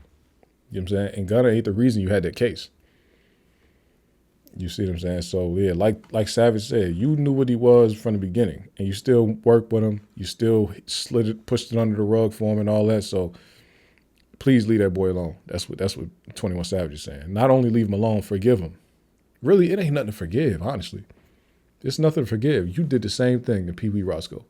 So now you need to be asking for forgiveness too, honestly. Nothing to forgive. So let's move on, because another related topic, this is the big topic here. And I'm already an hour and a half in, but I got to get to this. Fani Willis has had to come to a hearing in front of the Senate Special Committee on Investigations. And pretty much what they do is they have been tasked with learning about everything related to what Fulton County has been doing over the last couple of years and everything Fani Willis has going on as it relates to investigating Donald Trump and finding out what they should recommend to the General Assembly, to the legislature, about what laws should change around DAs and how DAs operate in Georgia. So this is very interesting. They've been trying to get Fani up there for like a year. They tried to subpoena her, but they pretty much, Fani fought back and pretty much said the subpoena is not good in this type of setting. You can't subpoena us here. This is not a courtroom. There's no judge here. You can't subpoena me, right? So then there was the different going back and forth rulings and all this type of stuff. Then eventually they said, no, Fani, you have to show up. So they got her there, right? And this is like almost a year later. Now let's get into it now. The first thing I want to start out with is the examiner pretty much asked her, can you run down your history? Like, you have a lengthy career, 30-year career. Can you tell us about it? And I think this is important to learn about Fani Willis's career because she's definitely highly decorated. She is highly, highly, highly decorated. Okay.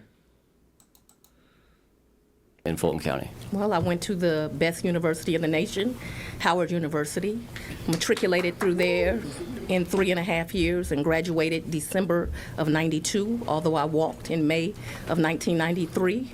I then came down to Georgia because I was admitted to one of the top 25 law schools in the country, Emory University School of Law.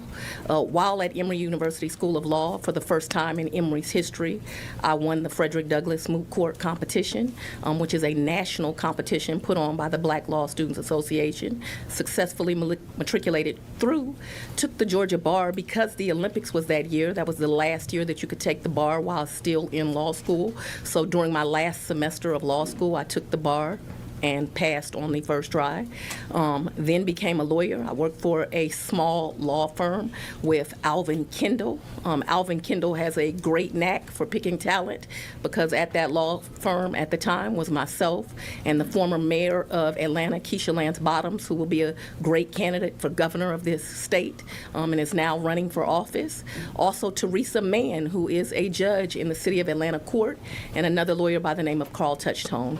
We represent people in both criminal and civil cases. I worked there for a small time. I then left that law firm and opened up my own law practice where I practiced both juvenile law, criminal law, did some family stuff. Young practitioner. I did that out of Douglas County, Georgia. But I represented people in the entire metro area during that time. Got married, had 2 children, became a solicitor, needed a kind of a more calm life. So I went to work for Raines Carter, who's been the longest standing solicitor, I think, in the country at this point.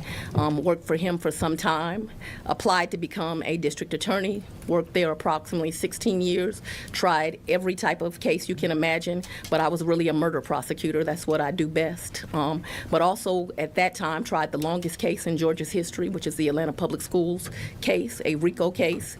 That's how I became acquainted with John Floyd because he taught me RICO inside and out and taught me how you can use that to bring criminals to justice, which I've done throughout my career successfully.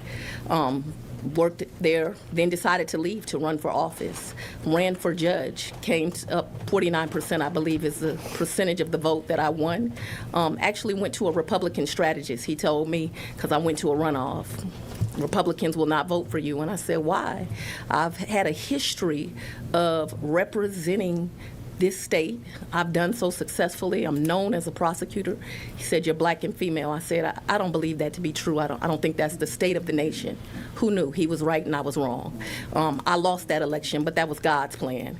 Because after that, I had the honor of representing the Judicial Qualifications Commission. I'm one of the only black lawyers to ever be able to do that in the state of Georgia, where I prosecuted judges who had done something wrong. And so that was a great honor of mine. Richard Hyde was one of the people that helped me to get that position because he had worked with me on Atlanta Public Schools. I think that he's still doing that kind of work, and he's a very great investigator. So I did that for a while. I also got to represent a lot of fathers and mothers as they went through domestic things, did some criminal defense work, and then people started coming to me. You need to run for district attorney. Current district attorney has some problems. You'd be outstanding at it. And who knew? I ran, I won. I'm the first woman to serve as district attorney in Fulton County, Georgia. Best to ever do it. I sit here with a 92% conviction rate. That's my history. Yeah. Excellent. Thank you so much. That's my history, my G. Wow. That's why I had to put the Cardi Lokes on, because I said, oh yeah, she's done too much to not put all the respect on her. You know what I mean? She deserves that. I know if you think like, oh, I was just following the YSL trial because I was just all about YSL and F her and all, like, I'm not, that's not my position. It's not F her because she prosecutes people at all. I thought the case was just weak. You know what I'm saying? I thought it was a weak case, but that don't mean I don't like her. I don't like her, but I respect her fully. I don't have anything but respect for Fani Willis. And then when you see a black woman come up through the ranks like this, I didn't see her come up through the ranks, but I'm saying she came up through the ranks. Why would you do anything but support that? You see what I'm saying? If somebody goes and becomes a prosecutor, excuse me, how do you have a problem with them prosecuting people? If that's what she does, right? It really don't make sense. So, you know, I don't have to like all the cases. You could disagree with somebody and still respect them, right? Now, so that was just her running down her history, which I think is very, very lengthy and very respected. Now, this hearing was just full of, she was going off on them. She was not, like, you've never seen a district attorney like Fani Willis, I promise you. I don't even know if anybody else is bold enough to act the way she acts after this, but I promise you never seen anybody like her. This is a Senate committee. Listen to how she's talking to them. They're asking her a question in the clip I'm about to play. They're asking her a question pretty much about if she pretty much, before she became the district attorney, was she talking to Nathan Wade about trying to take Trump down, right? So was she planning on taking him down before she even became district attorney, right? This is how she responded. Listen to this. I didn't interview him prior to him entering office. He had a thriving law practice. Even when he ends up being offered the position, he doesn't want it. Okay, now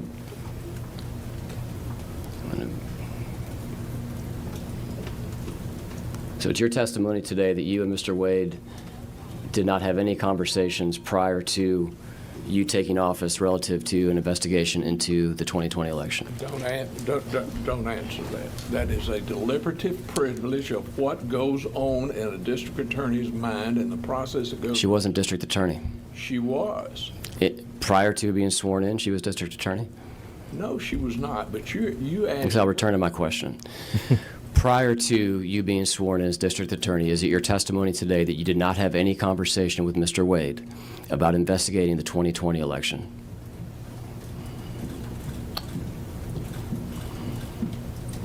Do you want to answer? It's a dumbass question. I know it is, but go ahead and tell him, because it occurred after she took office. But go I didn't know that he was going to commit a crime prior to me taking office. Like, factually, it's impossible. Okay. Factually, Thank you. She said it's a dumbass question.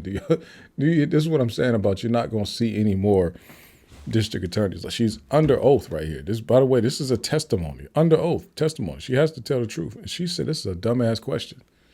I feel that. The Virgo in me has got to let you know that the questions you're asking are stupid. She's not a Virgo. She's a Scorpio, October 27th. Shout out to her. But the Virgo in me loves when somebody calls out a dumbass question. I can't tell a lie.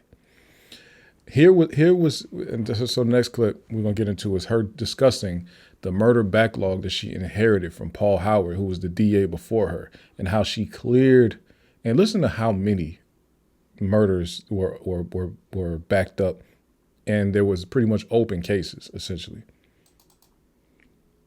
Because he was not with the old administration. That was like a gift from God, that I had a lawyer that had enough experience and would be talented enough and ethical enough and have the integrity to do this work.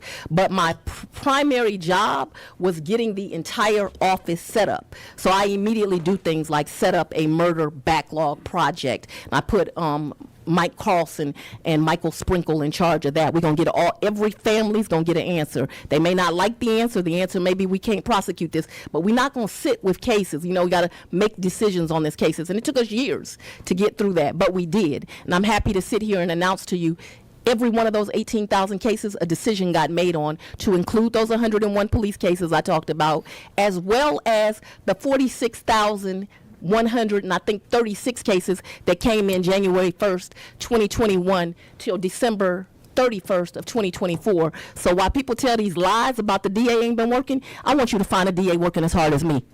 Talk your shit. Talk your shit. 18,000 murders. Backlog. Mike Sprinkle and the other guy were tasked with clearing that up. Can you imagine having to go through that many? What type of team you would need to go through and clear up 18,000 murders? Now, what she pretty much said is that it's not that they prosecuted 18,000 cases. What they did was get through the backlog, essentially meaning we are going to prosecute this or we're not going to prosecute this. I'm sure of those 18,000, the vast majority said no pros. We can't prosecute this. We don't have enough evidence. We can't do anything to it. And pretty much what they did was they reached out to all the families of the victims and let them know, we're sorry to inform you that we cannot prosecute this case. We don't have enough evidence. The witnesses are not coming forward. There are no witnesses, or we are going to prosecute this and you will see. So that's where the Donovan Thomas thing, the Shamel Drinks thing, like all of these murders that were in the YSL trial. And there's a whole bunch like that. So we just heard about it for the YSL trial, but there's a whole lot like that where they started bringing up murders from the past. And they said, we need to get decisions on these murders. We're going to prosecute, right? So they actually took it to trial with the Donovan Thomas murder, right? Before they never took it to trial. So that means that was one of those 18,000. The Shamel Drinks, that was one of those 18,000, right? So, you know what I'm saying? And I don't know if they're saying 18,000 victims or 18,000 people that need to be prosecuted or not prosecuted. I would assume that there have not been 18,000 murders in the last however long in Atlanta. So I'm gonna just go ahead and go out on a limb and assume that when they say 18,000 cases, they mean 18,000 people that they should prosecute or not prosecute. That's what I'm thinking. Okay. What's next up? Now, she went off here. The question was asked of her about Ashley Merchant. And when Ashley Merchant's name came up, she got a little fired up. You know what I'm saying? She got a little fired up. Let's listen to what she had to say. County are safer because I make them. In the in your prior testimony with Miss Ashley Merchant, there was conversation around what she referred to as block billing. How would you describe block billing? Oh, let's talk about Miss Merchant. Let's just talk about block billing, please. We're not. You've opened it now. Now, I've opened the question to block billing. No, the credibility of who.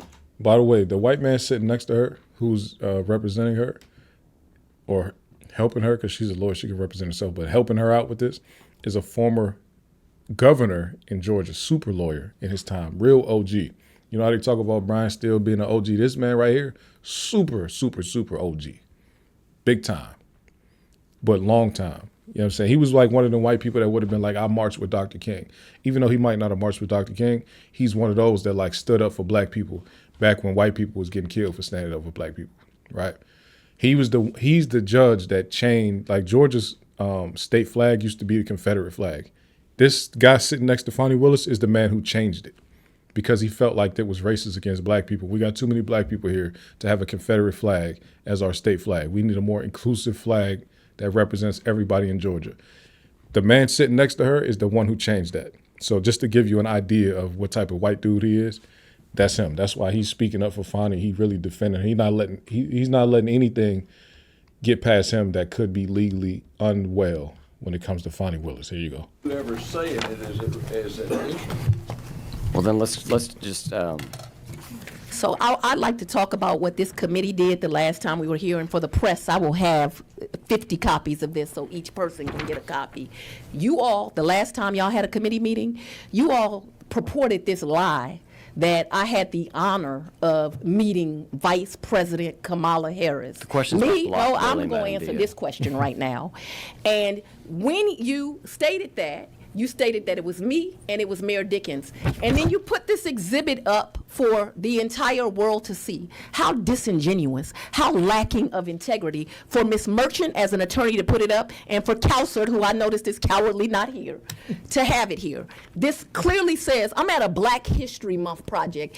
Almost every important Black elected official across the country was invited to it. I'm on the lawn with a cocktail, and yet y'all tell the world I was sitting down with the vice president having a meeting. It was a damn lie.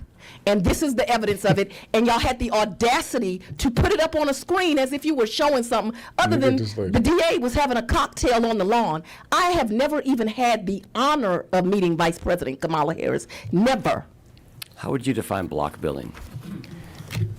Like somebody who didn't know what the hell they were talking about. When I refer you to the screen, these are... I don't review those documents, so you're asking me to look at documents that I haven't for the first time. Now she's gonna get into her defense of Nathan Wade. Like, yo, look, that was her man, so she's not going for the Nathan Wade slander. Do not slander Nathan Wade. And actually, of all the money that y'all see that I gave him, he was underpaid. I wish I could have gave him more money. This is how she owned it with Nathan Wade. She ain't playing about old Nathan Wade.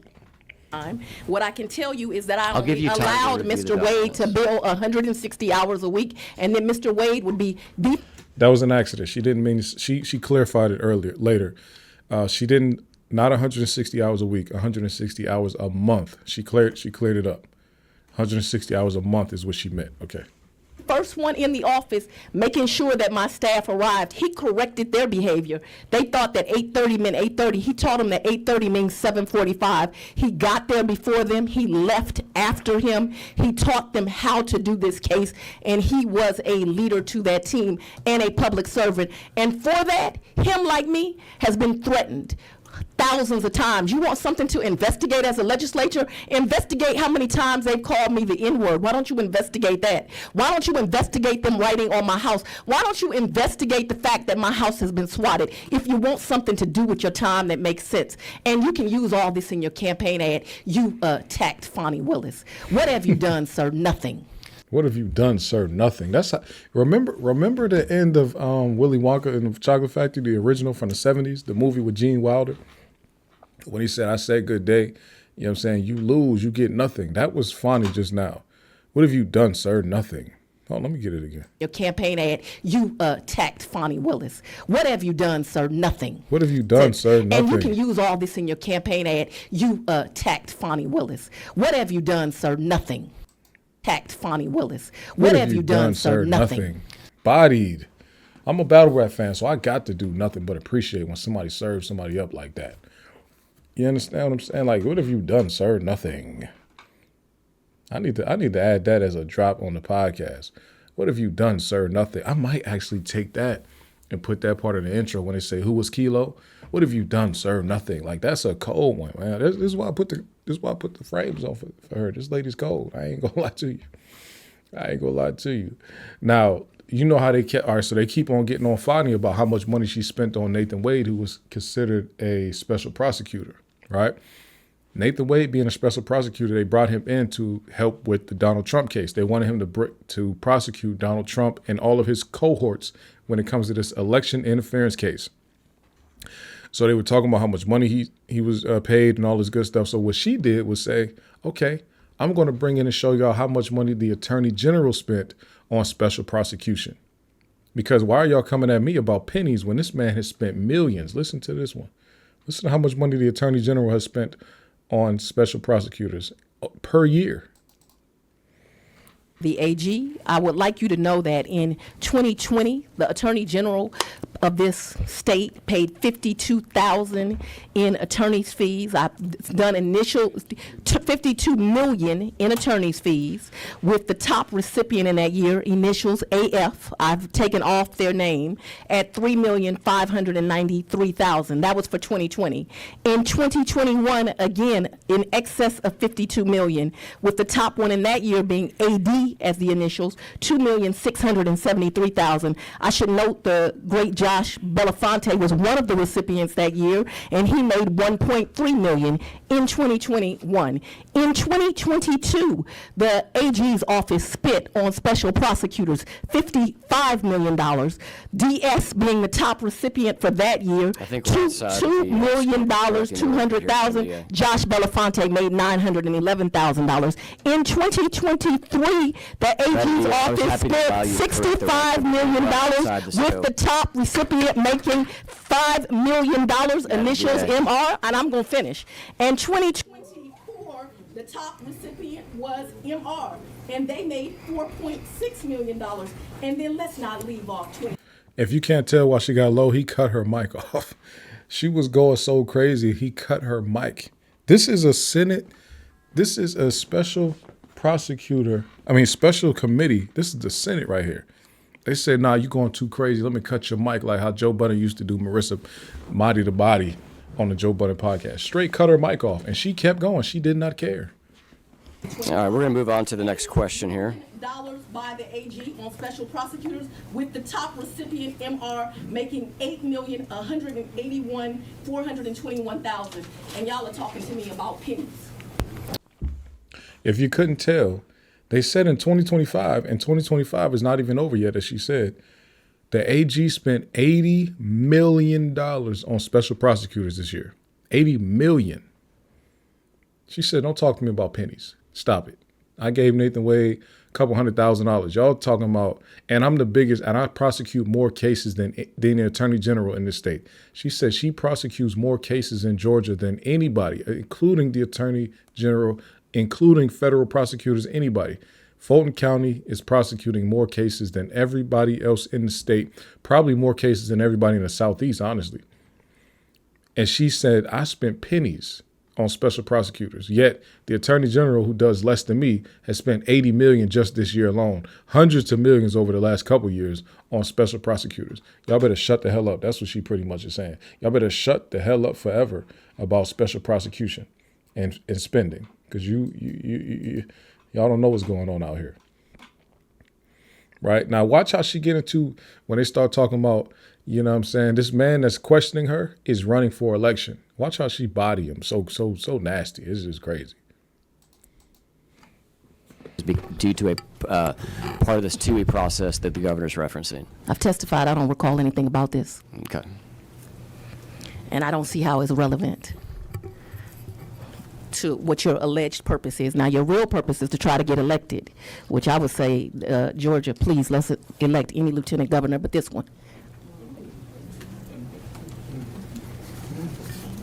We'll get to your work trying to elect lieutenant governors in a second, Madam DA, but for now we're talking about I've done no work with an elected governor, but if I will do some work with this.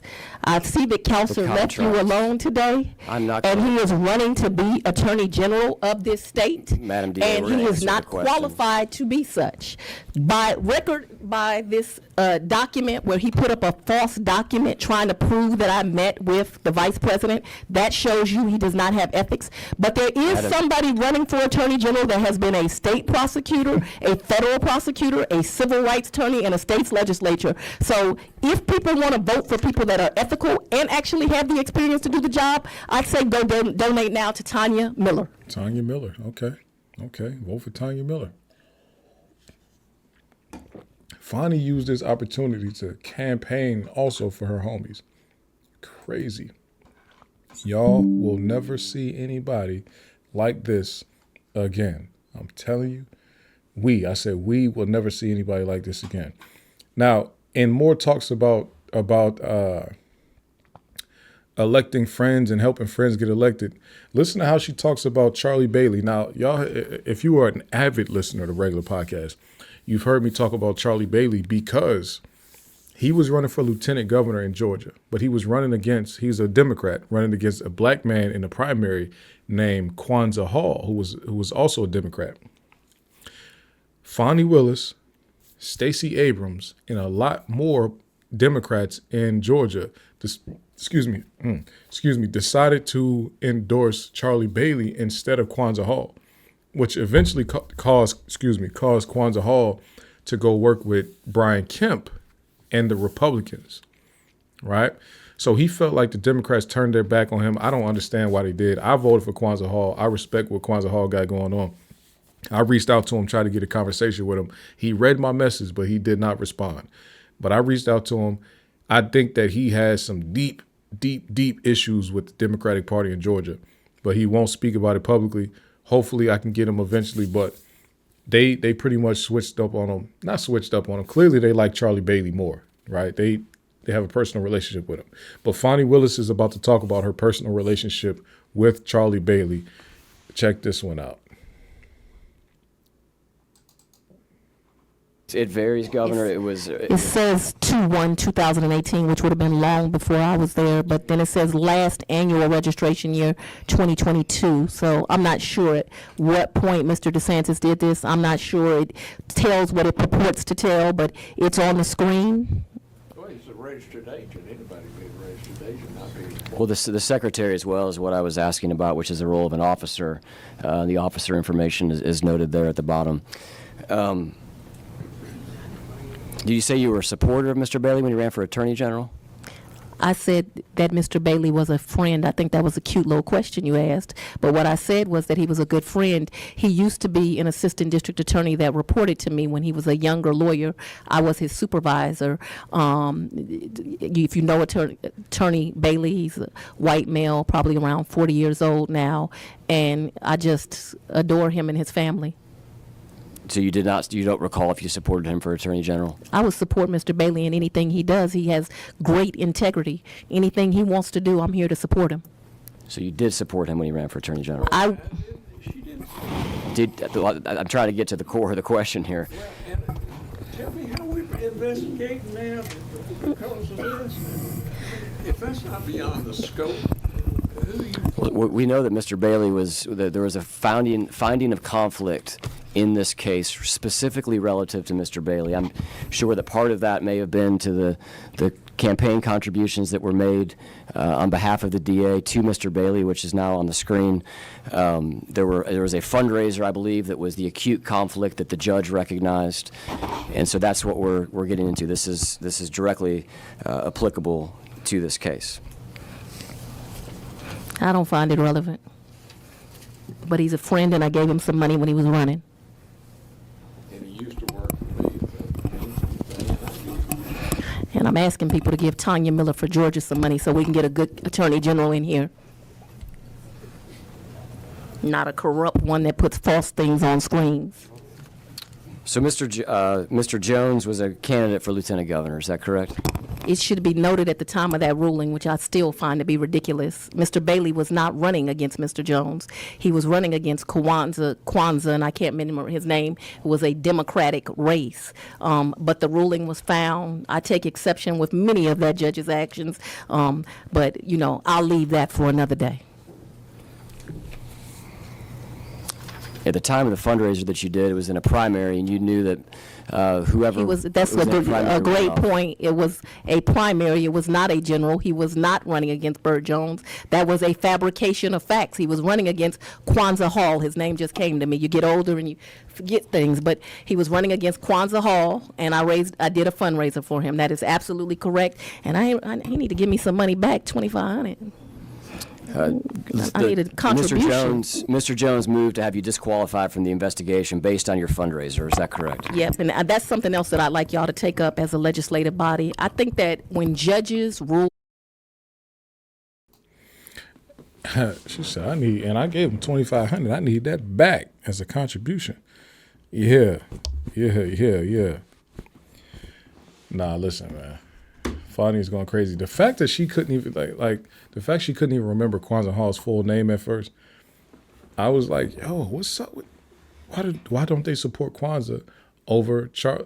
I don't understand it. Like, who? I know she said Charlie used to work for her. She would support anything. She adores him and all that. But is it because like Kwanzaa is more like a peer? He's like more close in age to Stacey and Fani, so they don't look at him like a little brother. They look at him as a competitor. I don't understand that, but like Kwanzaa Hall has been running for lieutenant governor for multiple elections. So why didn't the Democratic Party of Georgia get behind him as a whole? I didn't understand that. And they lost a good one, I felt like, because he's definitely it seems like he went to the other side.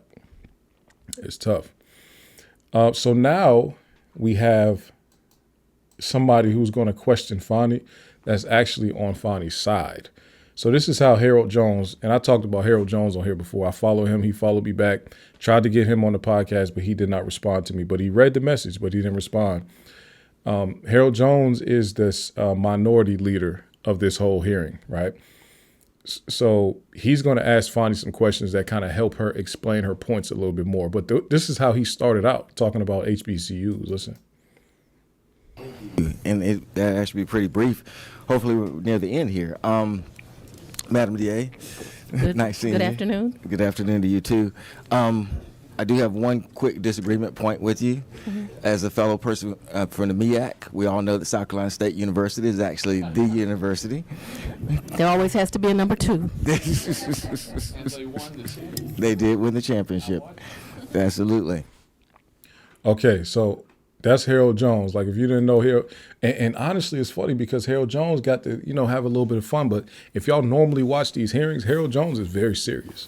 He don't laugh a lot. He don't play around. He's a very serious guy.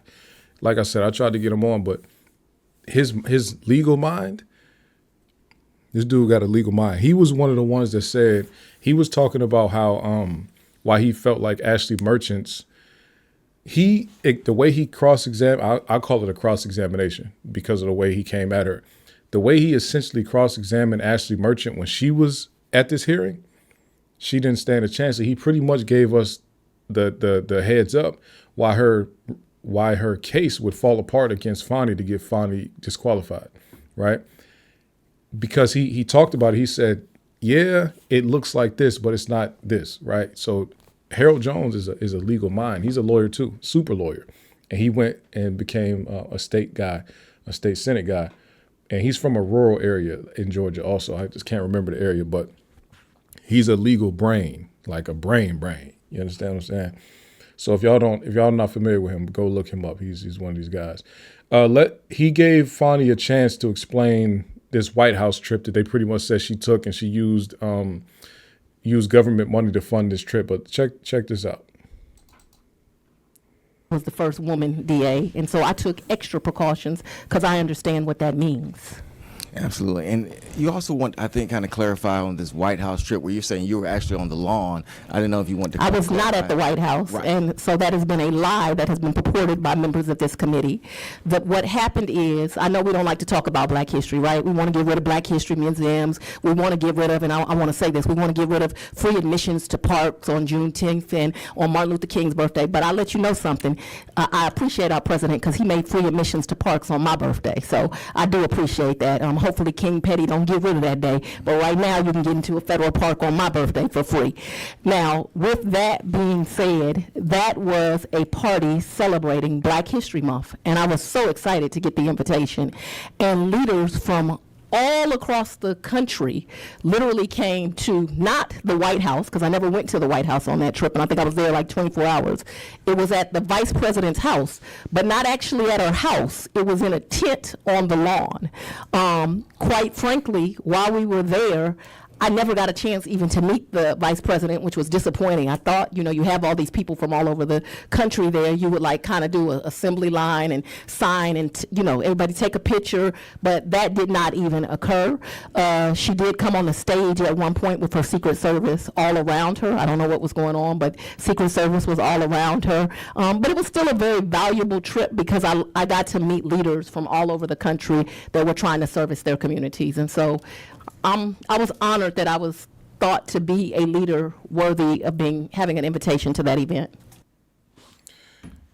The fact that Fani did not avail herself to the great Madam DA Fani Willis is great. Now, I will say, as far as if you look, because, Kamala used to be an attorney general too. She was a prosecutor too. So they are part of the same type of lineage. They both went to Howard also. So it is like, you're supposed to make sure when Fani Willis is around, you should go pull up on her because y'all both went to Howard. Y'all are both getting similar scrutiny around being Black women as prosecutors and former prosecutors. How could you not make sure that you walk up and talk to her? Like, I know Fani still feels honored that she was invited to the thing. But I'm just like, what type of, like, what's this about that you won't go make sure that you go meet Fani Willis when she came from Georgia to come meet you? I'm sure a lot of people travel from far and wide to come see you, but they're not making the type of noise that Fani Willis is making as a Howard graduate, especially. So I thought that was a little odd that she went up there, went to her house, and that Kamala didn't even come meet her. That is very odd. And she was surrounded by Secret Service the whole time. Like, some of these people that like put on this blackface type image, they are not actually comfortable with black people around them, right? Because it's the reason why they end up marrying white people. They're not comfortable with black people. They didn't grow up around black people like that. They decided to get black when they went to college. You understand what I'm saying? That's not to knock anybody's blackness, but that's really to say a lot of people that are black and that have black roots are not comfortable with black people, okay? Because how do you not go see Fani Willis? I don't understand it. And she's like, yo, this is an honor to meet the Madam Vice President. Like, I don't know if she sees you the same way, Miss Willis. I don't know if she sees you the same way. I would like to know because I didn't know Fani Willis was married at some point.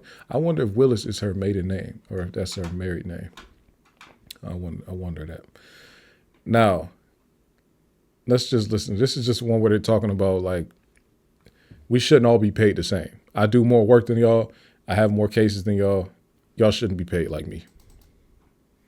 You brought all Republican, Caucasian people to come and to tell you about my work. I don't need daddy to tell me how to do my work. I don't need daddy to tell me about my work. Odd choice of words, but I understand what she was trying to say. I don't need no white overseer, okay? Niggas don't know nothing about what I do.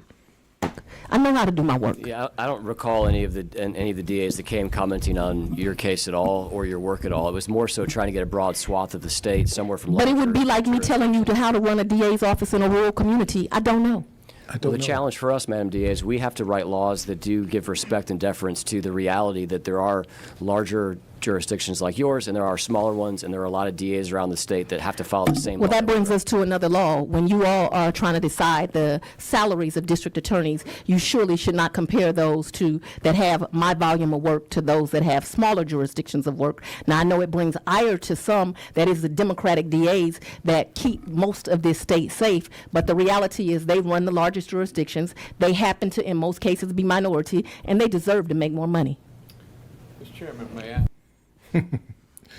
They keep the majority of Georgians safe. It's true. Democrats run the largest jurisdictions. That's just what it is. That's the thing nationally, though. When you put more people together, things tend to be more liberal, and they tend to lean more Democrat. Does that mean that is right for all the people that they represent? No. But larger areas do tend to lean more Democrat. Some people try to attribute that to because there's more college-educated people and smarter people vote Democrat. I don't know. I just think more educated people like when people finally make them feel good versus people who, other people. So Democrats do the feel-good stuff, even though they don't always do what's right for the people that vote for them, right? But they definitely choose the feel-good options, right? So I'll give them that. Listen to her check them again. Like, why y'all trying to change stuff now? No, don't try to change nothing now. Everything is the way it should be. Y'all been doing this for hundreds of years. Don't try to change nothing now. Grand jurors to have sole authority and responsibility, essentially for prosecuting all state-level officials, simply because the Capitol is here in Atlanta. So pretty much the question is about, do you believe that we should make it so that there's a state-level special grand jury that handles all of this, the special grand jury work for the whole state, as opposed to counties doing it on their own, right? So that's what she's answering. That's what she's about to answer. Or what your thoughts might be on with that resting with the Attorney General and a local municipality. In this case, that would be, or a local jurisdiction, which would be your office. And that's the real issue. And I know that it bothers you all that the district attorney in Fulton County is me. But I think you absolutely need, when laws are broken in someone's jurisdiction, they should have the ability to prosecute them. There is no need to do that in that way. And the reality is, I prosecute more cases than the Attorney General. We are equipped to do it. We are doing it. I think that what has happened is the complexion of the DAs have changed. And so now there's all this concern. Now we need a QAnon committee, the oversight committee y'all have come up with. Now we need a statewide grand jury, and we need to take rights away. No, it's just fine how it's always been. I think what he's contemplating, at least as he kind of jotted some thoughts out to me, would be concurrent jurisdiction, where you would still have autonomy, but the Attorney General would also have the ability to prosecute cases. You would be opposed to... They already have that ability. They already have it. They have that ability. They can already do that. So stop it. You don't know what you're talking about, and that man that said that don't know what he's talking about. That's what she's letting you know. They can already do that. So y'all shut up. Yeah, I'm with that, man. Fani is talking, man. These people don't know what they don't know law enough. And I told y'all this before. Even though it might feel like, it just feels like something that Fani is doing is just wrong. But really, Fani is doing it by the book. Fani is doing what they've been doing for centuries, for at least 150 years. They've been doing it by that rule. The rules haven't changed in Fulton County as far as how prosecutors get down and what they can do and what they can't do. Fani is showing y'all, oh, because I'm now doing with y'all what y'all have been doing for the last 200 years, it's a problem now. It's only a problem now because y'all don't like the way I look. But it wasn't a problem when y'all was doing this for the last 150, 200 years. When I say 200 years, I'm not even joking. Like, as long as Georgia been around, they had these rulings. They had these rules of how prosecutors had to behave, right? How how district attorneys had to behave. She's saying, no, don't change nothing. This is how y'all wanted it set up. This is how y'all set it up. This is what y'all been doing. I'm the first woman prosecutor. I told y'all about this before, too. A lot of times when it comes to these power moves, that women have never done before, a lot of times black women are the first woman, period, to do it. Not just the first, oh, this is the first black woman to do it. No, a lot of times the black woman is the first woman at all. Let's keep going. Next up, what we're going to talk about is one of these former employees, and I believe this former employee is the one that they were saying was Fani Willis's friend that she gave a job to, that ended up like trying to become a whistleblower. And so they're about to cite some of the things that this lady has said. Let's listen to this. And the grants, so that we're clear, they're actually not the Fulton County District Attorney's grants. They're not the Atlanta Judicial Circuit's grants. They are the grants of the county. So they are not my grants. So that's a misnomer slang.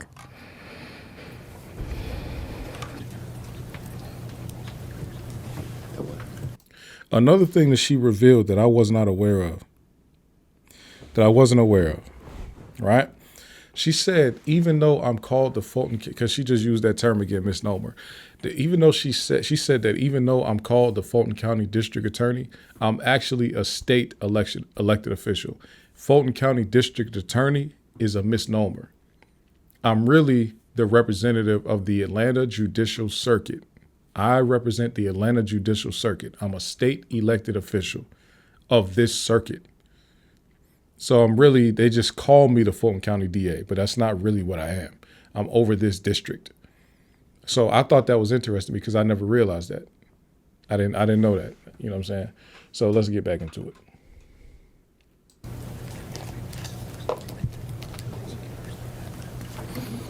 Of those 13, were they prosecutors or were they admin? What do they do? A combination of everything. Some lawyers, some investigators, some staff. Okay. And those weren't all federal grants. I want to move quickly through, and I don't want to belabor this, but there was a letter that I want to ask you about that came from Senator Grassley relative to grants, and then we heard testimony from someone who I believe used to work in your office, is no longer employed, named Amanda Timpson. Yeah, all of her, about 5 of her cases have been dismissed now. So I think that you should know that on summary judgment, because she gave this committee information that was incorrect, and her cases have been dismissed. You're not soothsayers. You wouldn't know that as you went into the future, but facts were provided to you that were inaccurate, not true, and those cases were dismissed. And it's about 5 cases. Some dismissed by her counsel. One was just dismissed on summary judgment. I have not misused grants funds. You were given false information. That's not the only witness that gave you false information, but that one certainly did. Okay. And I'm going to kind of cross-reference a couple of things that was the testimony from Ms. Timpson. I also referenced a couple things in the letter. The letter specifically notes that your office received $500,000 in 2020 to open a youth empowerment and gang prevention center. You know I wasn't the DA in 2020. Correct. I'm just going to ask you if the money for the grant has been used for that purpose, to your knowledge. I wasn't the DA in 2020. I can't speculate. After receiving Mr. Grassley's letter, did you have the opportunity to look into the use of that I don't $500,000? believe I did. I don't think I responded to Mr. Grassley. Okay. The letter highlights a report that roughly $89,000 of those funds have been diverted to what is known as the Offender Alumni Association. Is that report accurate to your knowledge? I don't have any knowledge, and I'm not going to speculate. Okay. When Ms. Timpson was here, she previously testified that she discovered that the office was using these grants and expenses that were not eligible for the grant. Specifically, she mentioned swag, computers, and travel. And didn't know what she was talking about, which is why our cases were dismissed. So is it your testimony that the funds were not used for swag, travel, or computers? Let me speak specifically to the one that I know about. Okay. I bought a computer for a grant employee. I did not use grant funds to buy it. I can, which I do with all my grants. It's never enough. So you always do things to support the people working on the grants. But what I can tell you is her cases were dismissed because they had no merit. One was just dismissed on summary judgment. She testified that she had brought this to your attention in late 2021. Do you recall that conversation? I do not recall it. What I recall is Ms. Timpson being a troubled employee that did not do well at the office, that I moved her. I remember she was one of those people I interviewed. I remember feeling terribly sorry for her because she's got a tragic story. So I was proud of that she had kind of lifted herself up by her bootstraps, but she ended up being an employee that was a holdover employee and not very good at her job. We tried to work with her. Ultimately, she put some of my employees in fear, and she was let go. And that's what I recall. And she was let go in January 2022. I don't remember. I've had up to 400 employees before the ARPA money was employed. I literally have no idea. She obviously was not a lawyer or an investigator, and that is the tiers of my office, a lower level employee. I don't remember. Okay.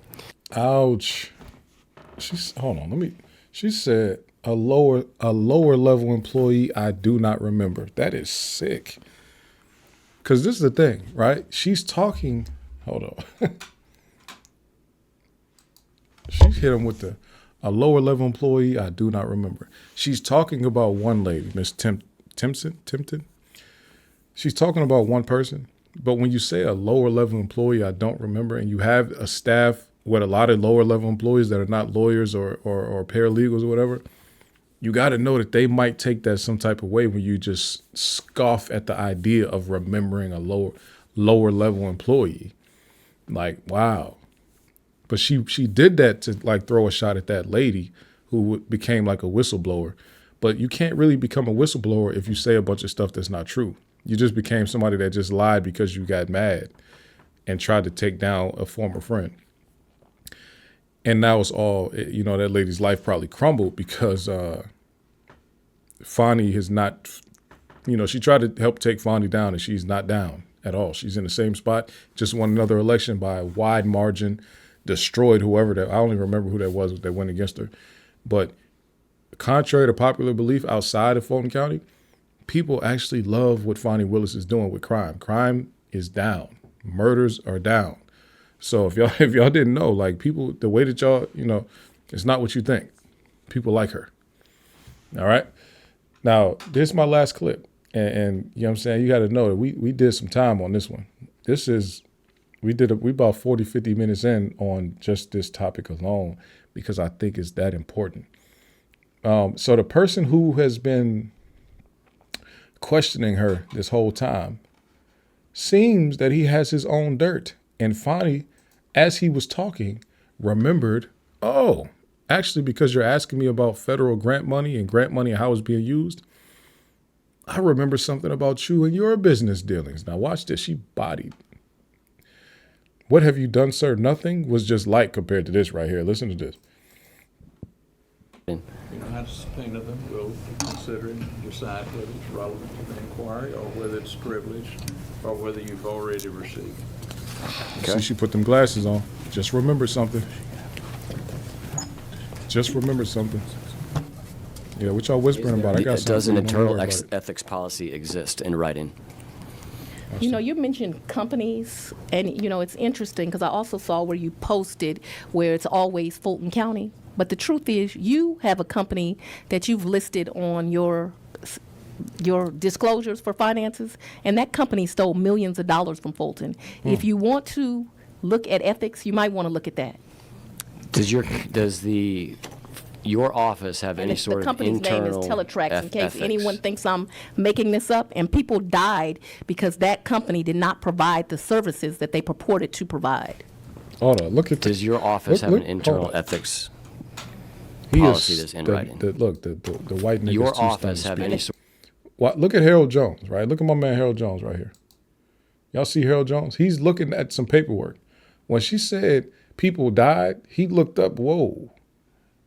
Who else looked up? Let's see. The of company's name is internal Teletrax, in case ethics? anyone thinks I'm making this up. And people died because that company did not provide the services that they purported to provide. Does your office have an internal ethics policy that's in writing? Not that I can recall. Okay.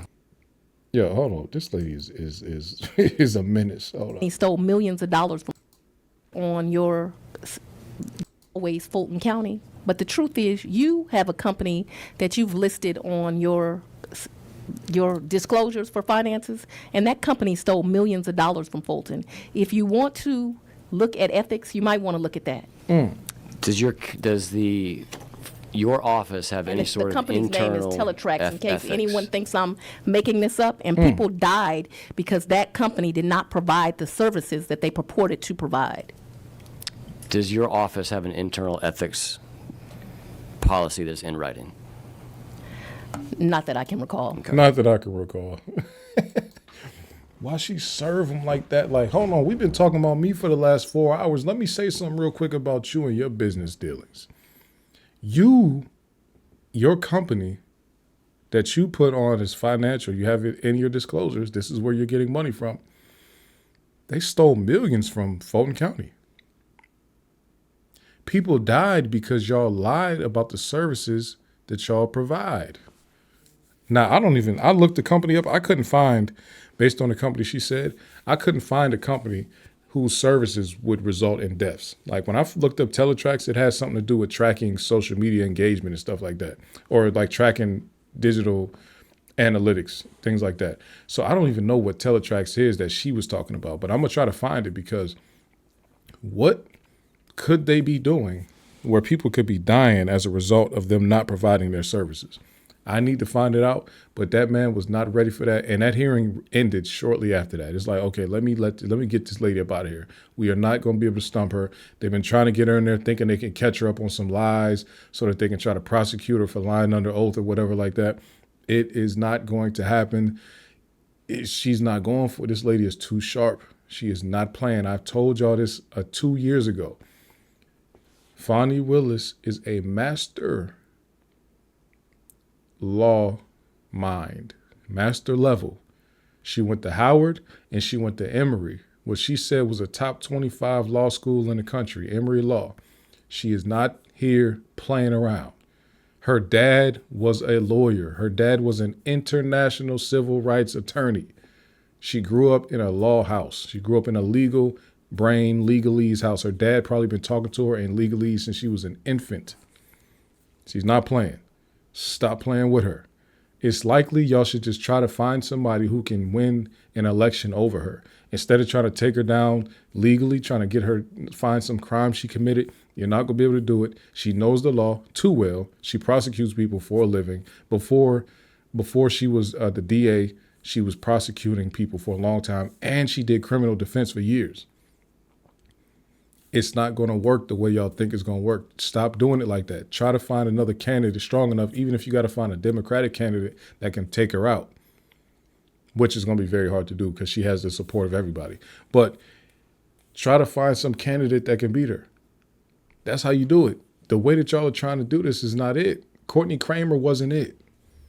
Nobody knows her, cares about her, none of that, right? Y'all need a better option. You see what I'm saying? you're not like, this lady is sharp, man. This lady is, she's so sharp. She's talking in a hearing in a way that we have never heard anybody talk in a hearing like this in a position like hers. It's the reason she's the most famous DA in the country right now. In a place like Fulton County, Georgia. The population, as far as major cities go, Fulton County population is not as big. Like, the whole county population is like less than half of the New York City alone, just the New York City population, right? But nobody knows who the DAs are up in New York. Nobody knows who the DAs are in LA. Nobody knows the DAs in Chicago. Nobody knows the Miami DA. Like, nobody knows these DAs. We know Fani Willis, though. You understand? If Trump didn't win president, they would have gotten him, because, you know, they would have gotten him. So this is a long episode. These are the ones I love. And I told y'all, I made a post a few days ago, and I said when I seen that Netflix deal and I knew podcasting was going a streaming route, I told you I had like a new boost, a new energy around podcasting. And I'm like, because I know I'm on the right track. And I was thirsty to do this episode right here, because Fani Willis is one of them ones that really get my wheels turning, right? And then we had the podcast news from Charlamagne and all that. So this is really, you know, that's why it's so long. But y'all, I appreciate anybody who made it this long in the episode. Please make sure you like the video. Make sure you subscribe to the channel. Make sure you do all the stuff that's related to engaging with the post. Comment your thoughts below. If you have some extra time, do the survey. And y'all make sure y'all have a good holiday, man. If you and don't break your pockets, man. If you can't get it, you know what I'm saying, let the kids know. Don't make the kids feel bad for asking for stuff. Okay, it's okay to just say, like, I can't do that right now, but when I get a chance to, we're going to make it happen. But don't cuss them out for asking for stuff. They're not ungrateful because they want something that you can't afford. It's just what they want. It's okay. And it's okay if you can't afford something. Don't go broke trying to buy stuff you can't afford. It's okay to not buy things too. You understand? I don't think anybody should feel bad that they have to tell their kids, no, I can't do that. You understand what I'm saying? That's something that you just learn the art of saying, I can't do it right now. It's not a knock on you or your character, and your kids will understand the earlier they start learning the truth. Your kids will be more understanding with you. When kids start having problems, it's because you lie to them and say, yes, I'm going to get you all the stuff on your Christmas list, and then you don't do it and you don't explain why not. You understand? That's when kids start to get a little bit sideways with their parents, a little resentful and stuff like that, because you're lying. They don't like the lying part. It's not even about the thing. It's about the fact that you told them you would. That's where the issues come in. So please let these kids know, I can't do that right now. You want a PS5? I can't do that one right now. Right? You want you're a teenager, you want that purse, that special purse, whatever that is. You know, you saw your friend popped up at school with a Gucci purse. What? In high school? Her parents could do it. I can't do that. You know what I'm saying? I can't do that right now. And I don't know if I'll ever be able to buy you a Gucci purse. So I'm not even going to act like it. Let me just not even say that. I'm just going to have to tell you no to that one. You understand what I'm saying? It just is what it is. You know, everybody can't afford everything. Don't act like it, and don't lie to your kids and act like you can get it. It's okay. That's what people need to know. It's okay to not be able to afford something. It is what it is. I can't afford a Rolls Royce. It is what it is. You know what I mean? I don't feel bad about it. But y'all make sure y'all have a good holiday, man. I'm out of here. Easy.